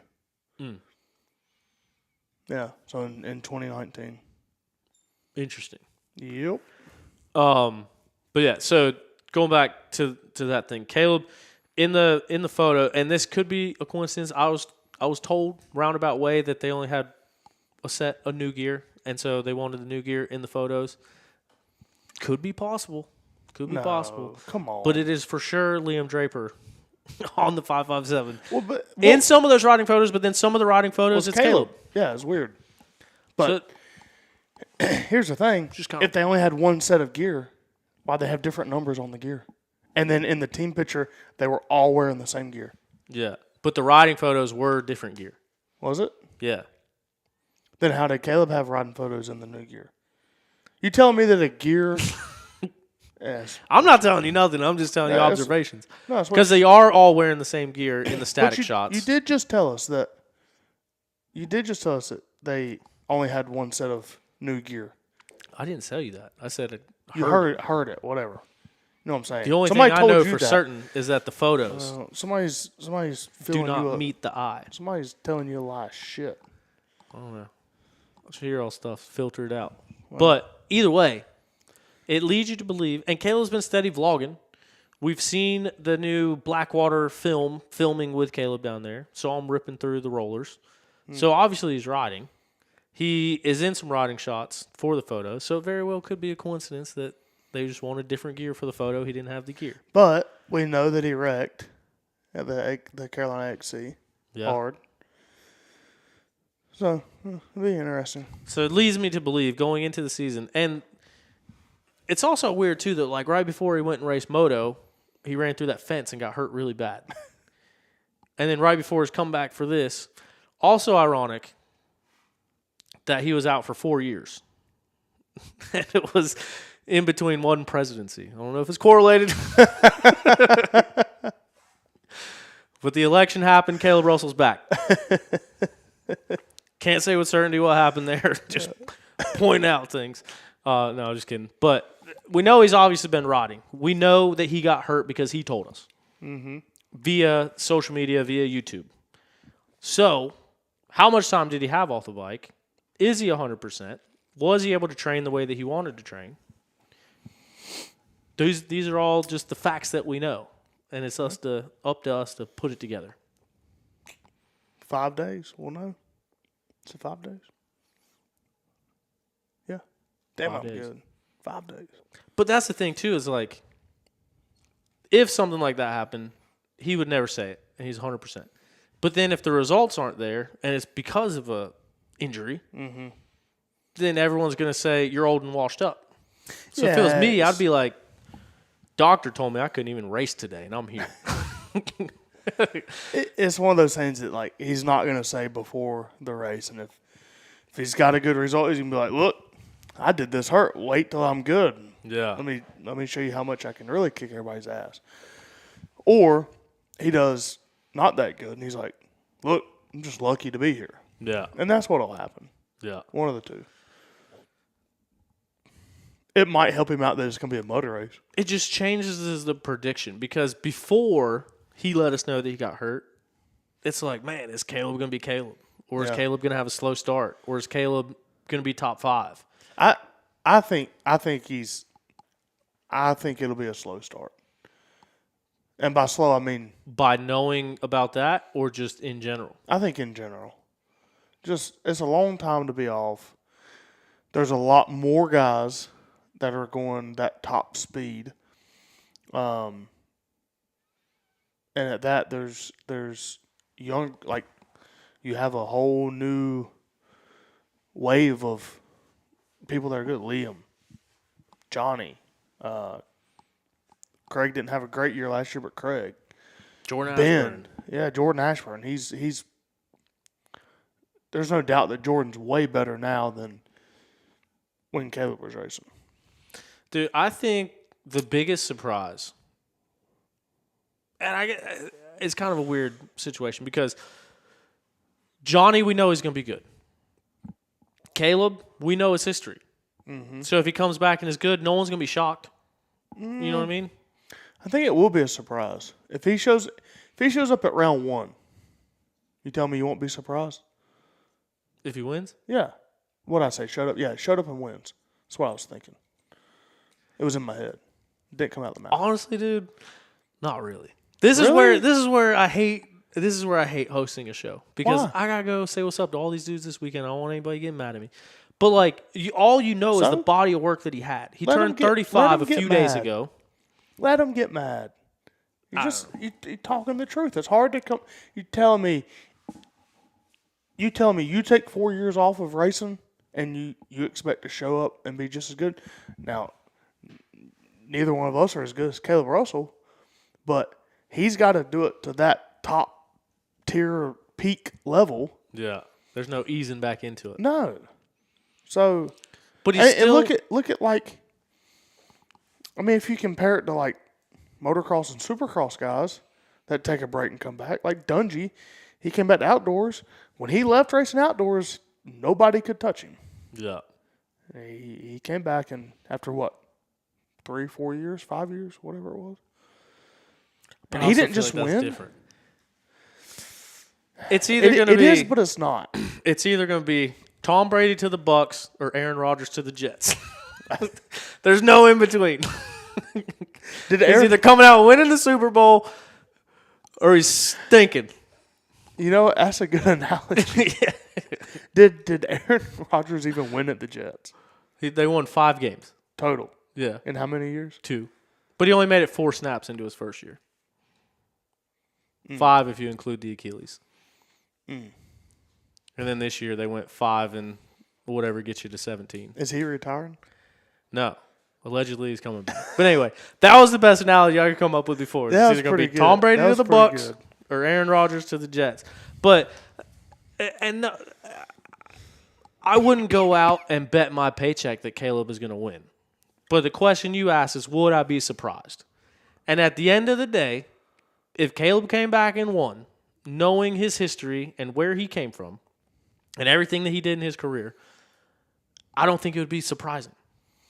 I don't think it will be surprising if he gets a win this year. That won't surprise me. If he wins Big Buck, I will be surprised. All I'm saying is it's plausible. If Caleb Wood goes out and overalls the race, I'd be surprised. If Caleb Russell goes out and overalls the race, I'd be like, I can see it. You can not be surprised, and I can be surprised, and we can agree to disagree. But the fact of the matter is, he's been off. He hasn't raced, and he didn't ride that much that we know of.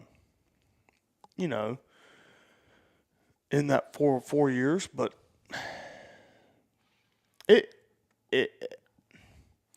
ain't gonna happen. He's not gonna win Big Buck. So, and here's my side is in the interview that we did with him and put it out on YouTube. He says himself that he's got more time on this bike than he did before, allegedly. He didn't start riding until October 1st, or whatever he said.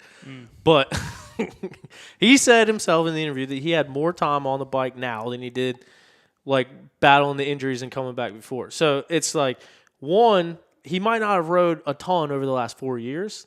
He has rode a ton over the past year, it seems. Yeah. He, over the 4 years, has been training every champion except for Jordan Ashburn. But it's still 4 years off of 3-hour races. It's not like he's showing up to race Mid-East at 2-hour races. Yeah, he shows up at Mid-East, you put everybody out there, he wins every one of them. He's got 26 years racing, 4 years off. Yeah, but it don't work like that. Yeah. I don't know. Like I said, I'm not putting my paycheck on him to win. I'm just saying if he does win, I wouldn't be shocked. Okay. Crazier things could happen. Yeah, there's always that. But there are also people that believe that he won't even be a podium guy. I think all year. All year? Yeah. Oh, they're dumb. I've heard people say that. Yeah, they're smoking something. I think he's off the podium at Big Buck. I put him top 5. Let me ask you this. This is another question that's going to get us in hot water. Stu has came on the show several times and said that Caleb Russell was in everybody's head. And he has the famous quote that he said on the show of Caleb's response to him was, I'm focused on winning and you guys are focused on me. Stu said that. And it was one of those things where, like, he did win a lot of races, and it did at times seem like people were showing up to see who would get second. Mm-hmm.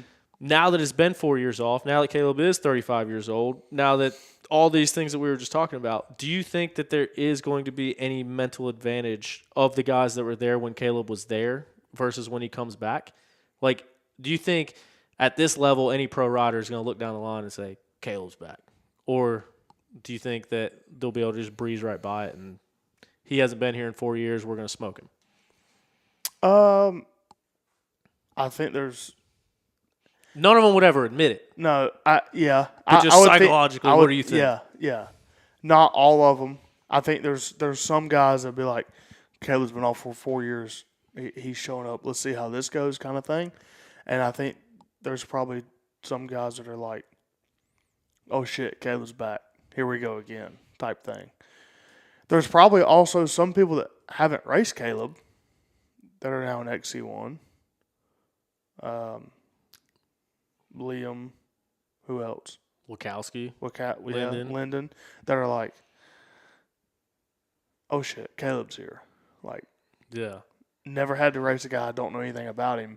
On the same row. Yeah, all I know is what I've seen and what I've heard. The folklore. Yeah, and it's like, let's see let's see if it's actually true or whatever. And it might be in some of their heads too. Yeah. But it's an interesting dynamic, and like I said, you can argue it either way. Yeah. But at the end of the day, it is kind of cool that there is so many different ways you could see it or take it or whatever. And it is exciting. Yeah. For sure. I mean, don't get me wrong. It would be cool to see him do good and win. But I think it's going to be harder than he thinks it's going to be. Yeah. And just going off of, your interview with him and yeah. Yeah. I've always been a big Caleb fan. I don't try to hide that. Everybody has. I get a lot of flack for it. Yeah. But I don't know. I forget where I was going with this. You're a Caleb fan. Yeah, but I was setting up something. And now I completely lost it. Yeah, you got to thinking about being a Caleb fan. Well, he said everyone always gives me crap for it. Dang it. There was a good point I was going to make, but I don't remember what it was. And do you think it gets in Stu's head? You know Stu a lot better than I do. Putting you on the spot. Come on. I don't know. It's Stu. He's not going to get mad at you. He might. No. Come on. How many times has he told you that you're a media guy? To tell it like it is. Yeah. And if the riders don't like what you got to say, then they need to get over it. So do you think it gets in Stu's head? Here's the thing. Yes that or no? In the core of my heart, I don't think Stu is going to lose any sleep over it. But from the psychology that I know about people, I could come up with every reason why he should. But I shouldn't say should. On the line Sunday and during the race, do you think it gets in Stu's head? You think if they're going into 2 laps to go, and let's just say Caleb's leading and Stu's running third, do you think Stu goes absolutely AWOL and tries to beat Caleb? Because if he does, it's in his head. I guess the first thing that I could do is revert back to the things that Stu has said on this program. And one of the things he talked about was like the head game before. I gotta stay in gray areas, man. No, you don't. You want me to tell you what I think? I think it is. I think it will get in his head. I think Caleb kicked Stu's ass and Caleb was in Stu's head for so many years. His entire career. Yeah. That I think Stu will be one of the guys that's like, oh shit, Caleb's back. Yeah. Well, Caleb, he'd never tell you that. Yeah. But everybody likes Stu.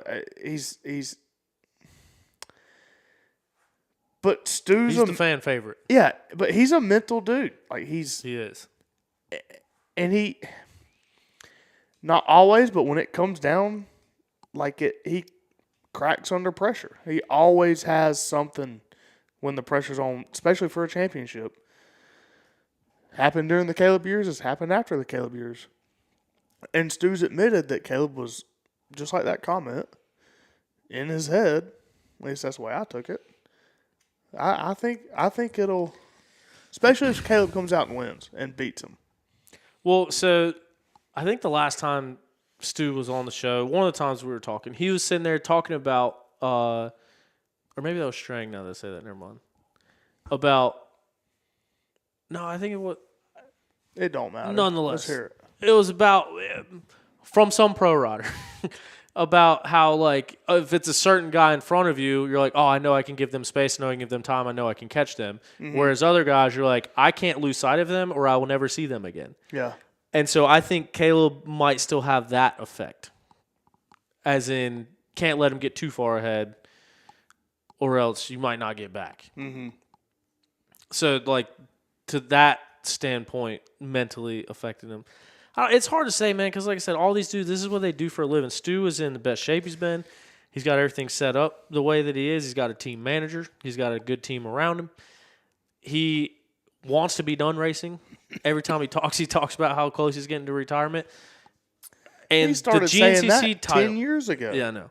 But the GNCC title is like the one thing that he wants more than anything. You telling me if Stu wins GNCC next year, he's going to retire next year? Wins it this year, retires next year? Twofold question. I think Stu would tell you that if he won it, he would retire.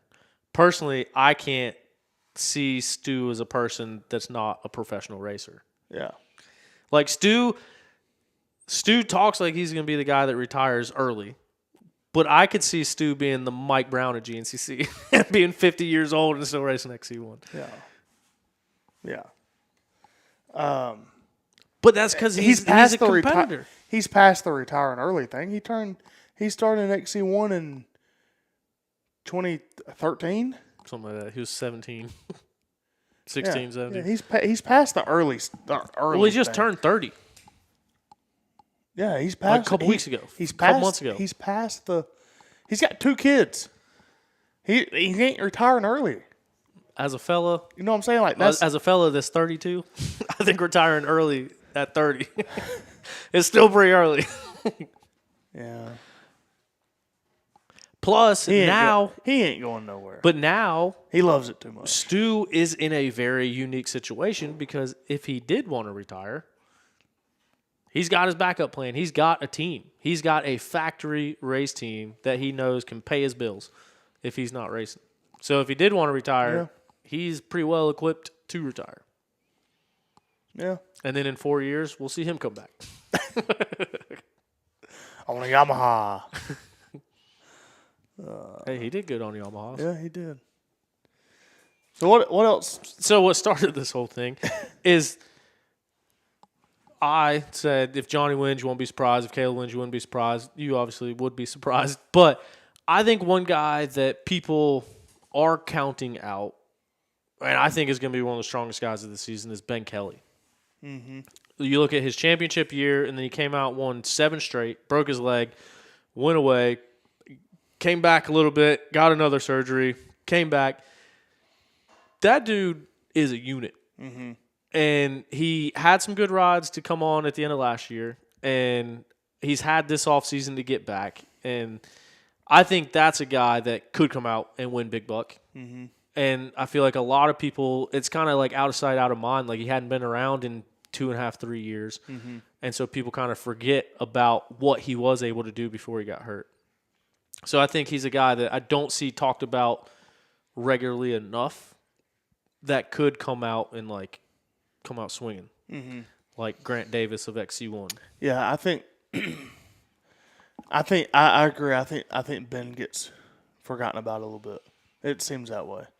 But I agree with you. I think he will be. I think he's due for a year to come on strong. And I hope he does. I mean, Ben's a nice guy. He's a hell of a rider. Mm-hmm.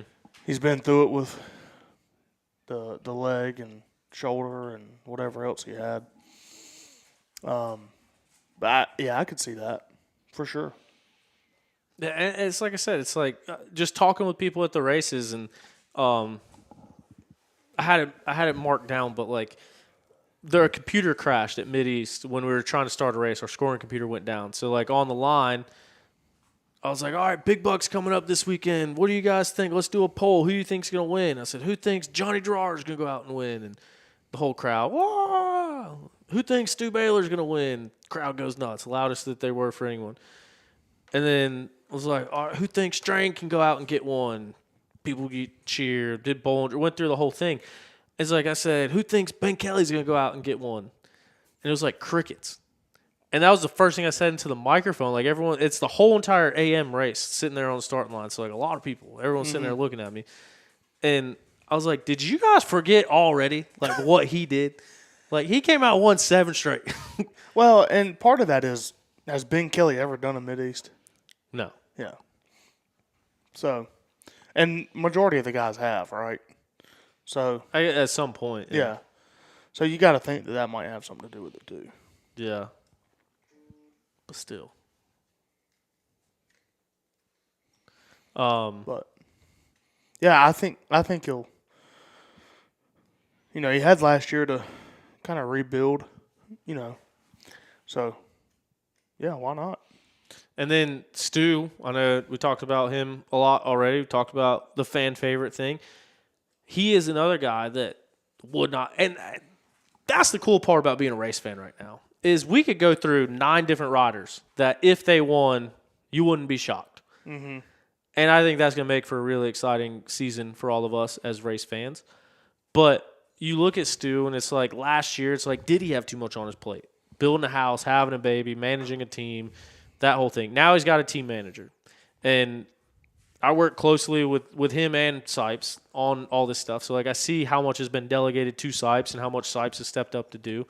And it's like, how much of an effect will that have on Stu's racing personally? Because now he doesn't have to babysit. He doesn't have to order parts. He doesn't have to make sure everyone's got gear. He doesn't have to make sure everyone's suspension's good. He can kind of leave the race day stuff to Ryan, and he can focus on himself. Mm-hmm. So last year, Stu didn't have the results that everyone expected, and that what Stu has been accustomed to. He had a couple wins, but outside of that, like, wasn't down to the wire for the championship like we would expect. I think this year could be different. Now that he has the extra motivation in having the kid, he has the extra motivation in having the factory race team. He's got factory level support that he didn't have last year, and he's also got more people. He's got more pros under his tent, which can't be easy, but he's got more people to help him out with that. So I think he's another guy that could come out and dominate, could surprise everybody. But would it be a surprise? No, it wouldn't. I don't think so. I don't think Caleb would either. Yeah, we're just have to go agree to disagree on that one. Yeah. You got Strang in his 19th season. Yeah, and now he's in the situation that Stu was in last year. He doesn't own the team, but he's the team manager. He's ordering parts. He's setting up truck drivers and mechanics and making sure bikes are ready to go. And he's in charge of that beta program. But he also has a paycheck and factory support. Yeah.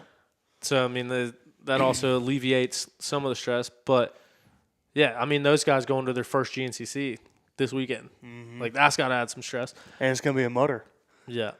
But Strength's good in the mud. Yeah, but the guys being their first GNCC and it being a mud race, might have to throw a hand and help them boys out this weekend. Yeah. But, yeah, it'd be interesting to see how well he does now that he's had more time on the beta, got comfortable on it, and like I said, now has the factory support, has everything he can need or want, and doesn't have to worry about that kind of stuff. He does have to worry about the team and that kind of thing, but as far as like getting to the line, being prepared, knowing that you have everything, he doesn't have that worry because he's got the factory support. So I think he's in store to have a few good runs in him this year too. Yeah, and it's just like we said last time we did the shows. I said that to Josh straight up. I was like, just like kind of like Ben, like you're due for another strong season. Yeah. And those guys have, especially Josh, he's always bounced back from a rough season with a good season. Yeah. Whether that's getting at least a win or fighting for podiums or whatever, just being up there. So This stinks going down the list because we're inevitably going to miss somebody. We're not going to talk about someone. Someone's going to be upset. But there's so many storylines. We've been going on 2 hours. We both got to get up early. Realize how late it's getting. But there's just so many storylines going into this because you got what if Grant Davis wins more overalls? What if Josh Toth wins more overalls? Liam Draper, he took a step up to where he got to now. What if he takes another step up and all of a sudden he comes out winning races? Wachowski made the step up to a top 5 guy. Can he make it to a podium guy? Yeah. Same thing with Evan Smith. Yeah. Made it to a top 5 guy. Can he make it to a podium guy? And we hadn't even talked about Craig or really Ashburn at all, or Thad. Yeah. You know, other than the team stuff. But. What if Caleb is the spark that Thad needs, and all of a sudden we got Thad and Caleb 2017 again? Now, you don't lie. Would you be surprised if that happened? I'm torn, dude. I'm such a fan of everybody. And, like, dude, Thad's one of my favorite people. Like, not racers, but people. On. Dude. You telling me you would not be surprised if we go to Big Buck and Thad and Caleb are 1-2, 2 minutes ahead of the field on the first lap? That would surprise me. Okay, thank you. That would surprise me. Thank you. But Thad's back on a big bike. Did a year in XC2. Rang that thing's neck. Had some glimmers. Bike blew up. Before that, he was hurt. I'm just saying, it's not unrealistic for Thad to come out and get a couple podiums. No, it's not. But it is unrealistic for Thad and Caleb be 1-2 like they were in 20. That was a hypothetical. Whatever, 2 minutes ahead on the first lap. Could happen. Anything could happen. Yeah, no. Obviously being facetious by saying that. But, no, it's just, there's so many. Ricky Russell winning races. But now he's on a 250 on the front row. How's that going to be? Worked out all right for Sumter. What? He's going to get smoked. You think? Yeah. I don't think so. Do they even have a big tank for that bike? That's a good question. That's actually one of the questions in the comments. Yeah. I don't know if they have Nobody knows.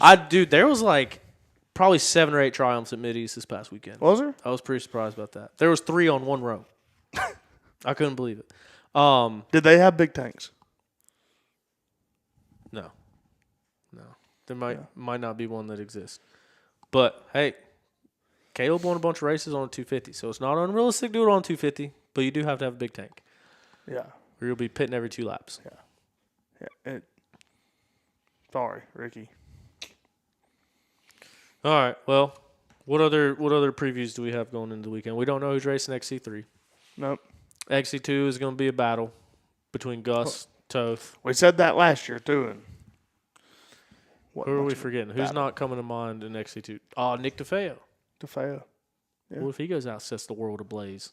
Could happen. Seen crazier things.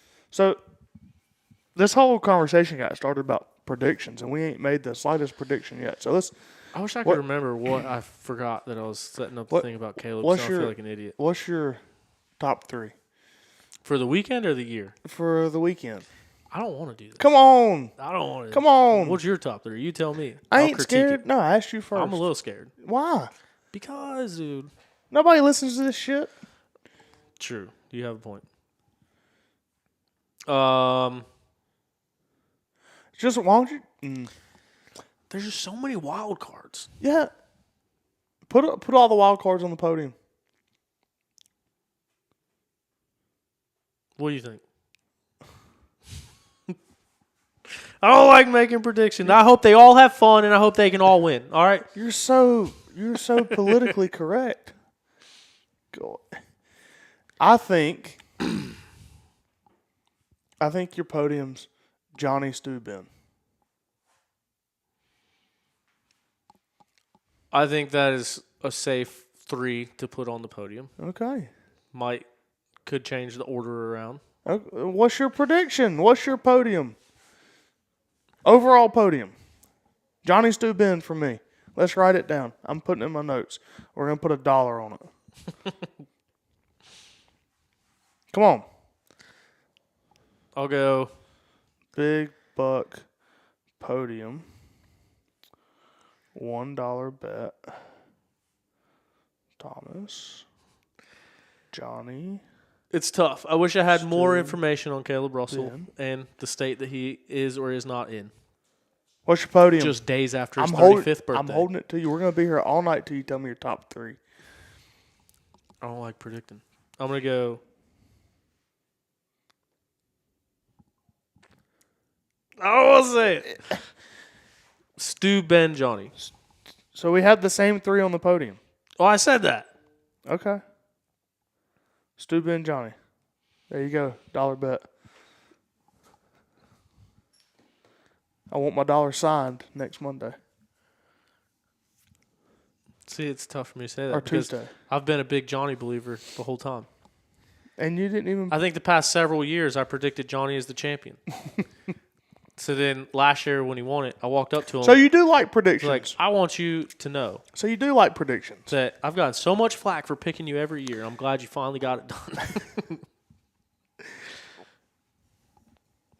So, what about XC2? I liked predictions before my livelihood depended on this. Now it makes it a little muddy waters. Well, you got a Yamaha, Dylan. Didn't put the Yamaha guy on the podium.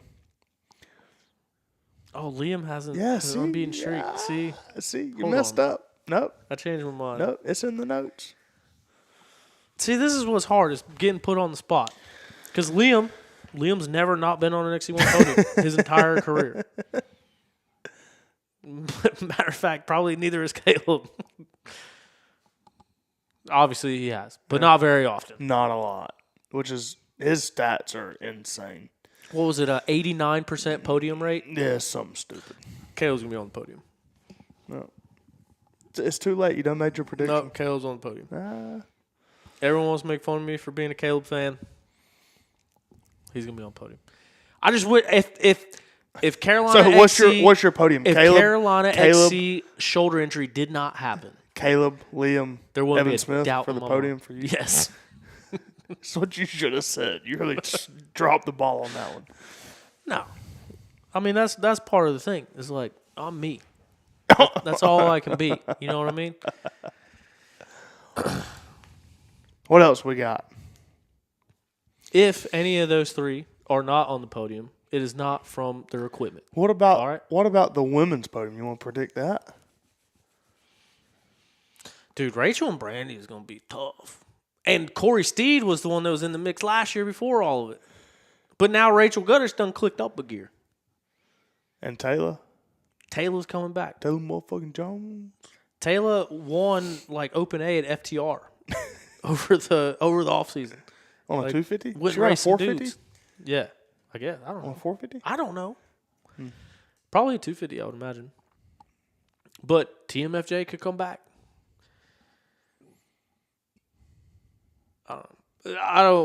I think Taylor will take a couple races to get back. Like we saw her to finish out the last year, and obviously she's been training stuff for the summer. We're really about to get into this. So, you think Taylor will take a couple races to get back into it after she was the legend woman racer that she was, but you don't think Caleb will take races to get back into it? That's correct. That's what I'm saying. Because predictions.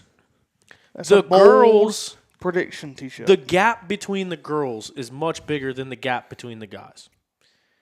And Taylor was the one progressing all the girls forward for that time period that she was there. When she won all 3 series 3 years in a row, she was the one pushing the pace.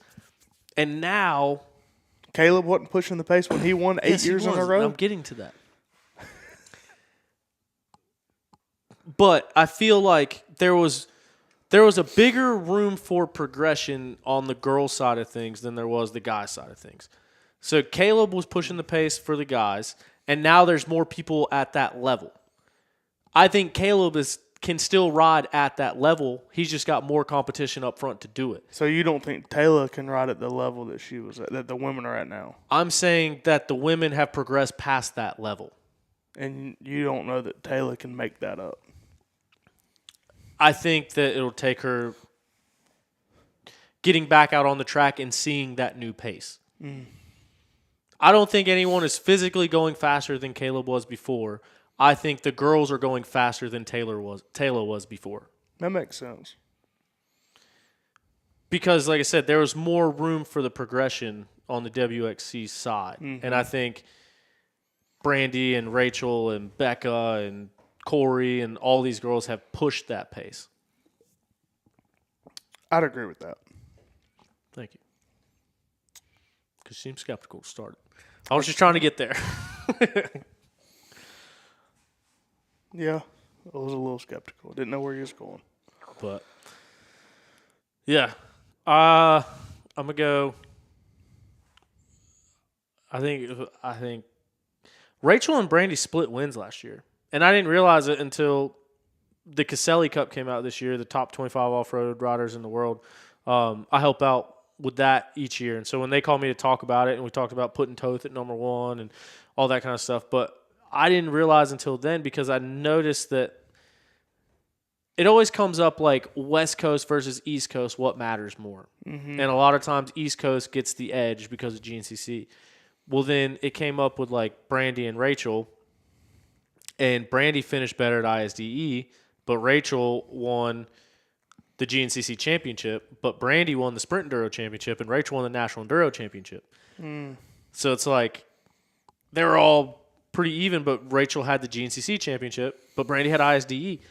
But then the one thing that he brought up to me is like they had the same amount of wins. I was like, excuse me? And I didn't realize that at the time. But Rachel and Brandy tied in GNCC wins last year. I knew that the racing was close, and they were always together, and Brandy won a lot more races up north than I thought she would. But I didn't realize that they split wins. And so that makes it tighter in my mind going into this season. Yeah.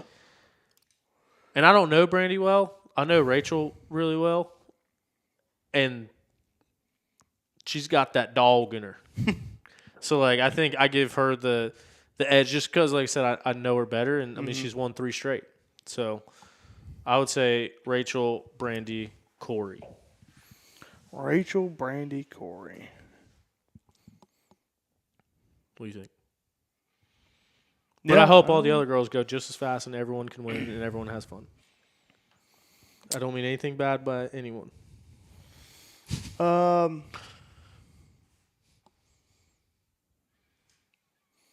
say Rachel, Brandy, Taylor.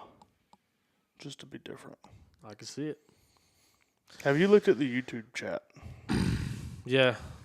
No, JoJo's not racing XC2. He's racing 250A. Yeah, I said that when you were in the bathroom. Oh. I do think Deegan might win. Big Buck. Dude, so how about Mook Dog? I make it a point to not talk about Supercross and motocross. The fact that Mookie got his first win and the fact that Tomac broke his fibula and still raced in the main. Yeah, that's pretty wild. Sick. Yeah. That even got a String sent me that today. It's pretty hard to get see String give people props. Yeah. And he sent that to me and said, that dude's tough. Good on the cunt. Yeah. But Mook Dog, man. So that's my boy. So I got back from Hawaii. We flew overnight Thursday, landed Friday, couldn't go to sleep. Yeah. Slept from like 2 to 5, got up at 5, went to Mideast. And so by the end of Mideast, 2 days not sleeping, I conked out, like in the heat races. That fixed your jet lag. No, not that day. Took another day. Okay. But anyway, so I'm getting there. So fell asleep during the heat races trying to watch Supercross at Mideast. Fell asleep, woke up at like 12:30. Look at my phone, and I just see the group chat just, Mook Dog, Mook Dog, Mook Dog. I was like, what happened? So like 12:30, I opened up my phone, I started rewatching the race, and I watched it. And then I ended up being up till 5 o'clock in the morning that morning. So it did not fix my jet lag. But then I came home the next night and slept for like 12 hours. Now I'm good. But, yeah, and then a guy got mad at me at Mideast because I accidentally spoiled it on the microphone because I was pumped and spoiled it for them. But it got spoiled for me. I saw all the Mook Dog things, and everywhere I looked, it was Mookie winning. So man, that was pretty sick. You posted that picture of you and him at a Supercross. Yeah, Daytona. I got a similar picture. We were in Atlanta, after the Atlanta Supercross one year. He was on 450s at this point. And we were at some club. God, I can't remember the name of it. Anyway, I was on one, and I made my way up into this like VIP lounge area upstairs. Yeah. Just walked right past the security guard, past the ropes, and as soon as I walked in, I get a call from the boys. They were like, "Hey man, Uber's here. Like, we're getting in. Come on." And I was like, "Dude, I'm standing up here with Mookie. Let me get a picture and I'll be out there." And so I had my phone out, and I walked up to Mookie, and I said, "Hey man, can we get a picture together?" And he said, "No." And I put my arm around him. I took a selfie. I said, "Too bad." I gotta find that picture. He is not thrilled. And He said no. you know what? Charlotte S. I'm gonna find that picture. I'm gonna print it out. Take Charlotte SMX and have him sign it. Or take a picture of him holding that picture. Yeah, and have him sign it. That would be funny. I'm gonna do that. I gotta find that. It's gotta be on my laptop, my old laptop. Yeah. It's not my camera roll. That'd be worth digging up. Yeah. Yeah, so that one, we were at Daytona, and it's kind of different saying this as a member of the media now. I've been to Daytona like 5 or 6 times. I've never paid. But last year I had a legit media credential. But we ended up getting down like in the riders area. But then right after the race was over, we just walked through actually, no, it might have been Atlanta. The picture might have been Atlanta, actually. Anyway, whatever the case, we just walked up the tunnel where the dirt bikes rode. Mm-hmm. And, yeah, it was Atlanta because it was through the tunnel and, like, across the street. And just old Georgia Dome. Yeah. Everyone was, like, breaking everything down and walking around. And I saw him over there. And I went up to him and just started talking to him because he's on, like, if you go to Dick's Sporting Goods, there's, like, 10-foot tall photos of Malcolm Stewart. Really? Like Abu Garcia ads. Okay. It's a real company. Yeah. For fishing, and he's big time fisherman. Like he even said in his post race press conference. Fishing. Yeah, but so I walked up to him and started talking to him about the Abu Garcia stuff, and then we just started talking fishing. And like he started asking where I fished, I started asking where he fished, and we sat there and talked for like 20 minutes, like never even mentioned a dirt bike. Yeah, just talking about fishing. That's cool. And then I was like, dude, you mind if I get a quick picture? So I don't know, it's just a cool story behind that picture. But he was cool with your picture. Yeah. He was down with it. Yeah. He wasn't happy with mine. You just got to talk fishing first. Yeah. No, there was. I wasn't even thinking about fishing. Yeah. No. I was like, too bad. I swear to God, that's exactly how it went. How I remember that, I don't know because. Oh man, they told me they was like, dude, we called you and like 30 seconds later you were out here like hopping in the car. How the hell did you get out? Because this place was packed. And I was like, I don't know. I didn't want to get left. Yeah. I said, but I had to get a picture of my. I was like, look at this. Look at this. Look I gotta find that. I gotta find that picture. All right. Well, we went over 2 hours. We talked about a lot of stuff. You got any closing words?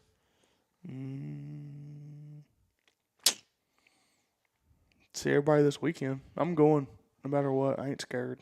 I'll be there. I ain't scared. You scared that Tesla can get stuck in the mud? Nah, dude. I passed trucks stuck in the mud. That thing's all-wheel drive, big old wide tires, heavy. I tell you what. Skates over it. Let's do some donuts in that thing. Let's not. I gotta get new wheels. Then we can. Put some all-terrains on it. Lift that. That's thing. what I am. Yeah. I'm not gonna lift it, but I'm putting all-terrains on it. Really? Yeah. It's got 21s. I'm getting 18s with all-terrains. Off-road Tesla. Hell yeah. But yeah, we'll be down at Big Buck this weekend. We'll be representing the Blue Crew.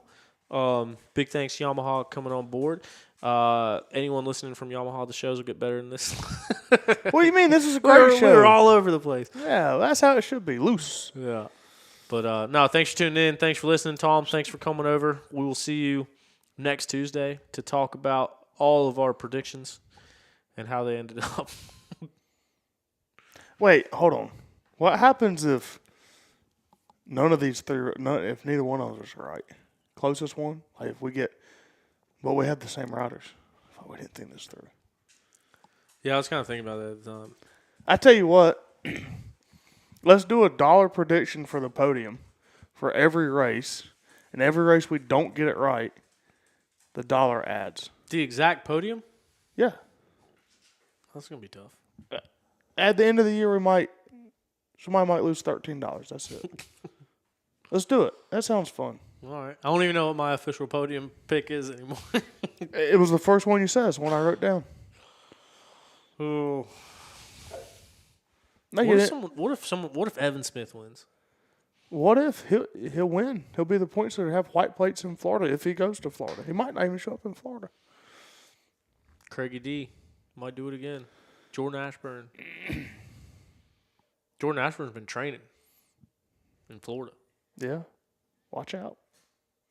Bollinger be there. Josh. Do it. Strain. Big Buck. Big Buck is a good location for people to get their first wins at. I tell you Happens what. a lot. What happens if an XC2 rider wins the overall at Big Buck? I wouldn't be surprised. Josh Toth in the mud? Yeah. Who says no? Not I. And that's the great thing is there is no telling what could happen. It'll be good. 14 different people have the potential to win this race. I tell you what, if it's going to be muddy, I'm excited to watch some foolers climb that hill in the mud. That'll be slick. Yeah, it's dog shit. Speaking of, I think your dog's got to go take his shit. Yeah. All right. Thanks, everyone, for tuning in. Be a friend, tell a friend. Let them know about the podcast. Thank you, Big Tom. T-Shep, let the dogs out. Appreciate it. Y'all be looking out for video coverage this weekend, social media coverage this weekend. We got a couple ideas, a couple more different video ideas that are going to be coming out. Plan to be working on that. And, yeah, as always, Raw Race recaps, the originals, on the Pipe Podcast. YouTube.com/On the Pipe Podcast. Thanks, everybody. We'll see you next time. See you. Peace out.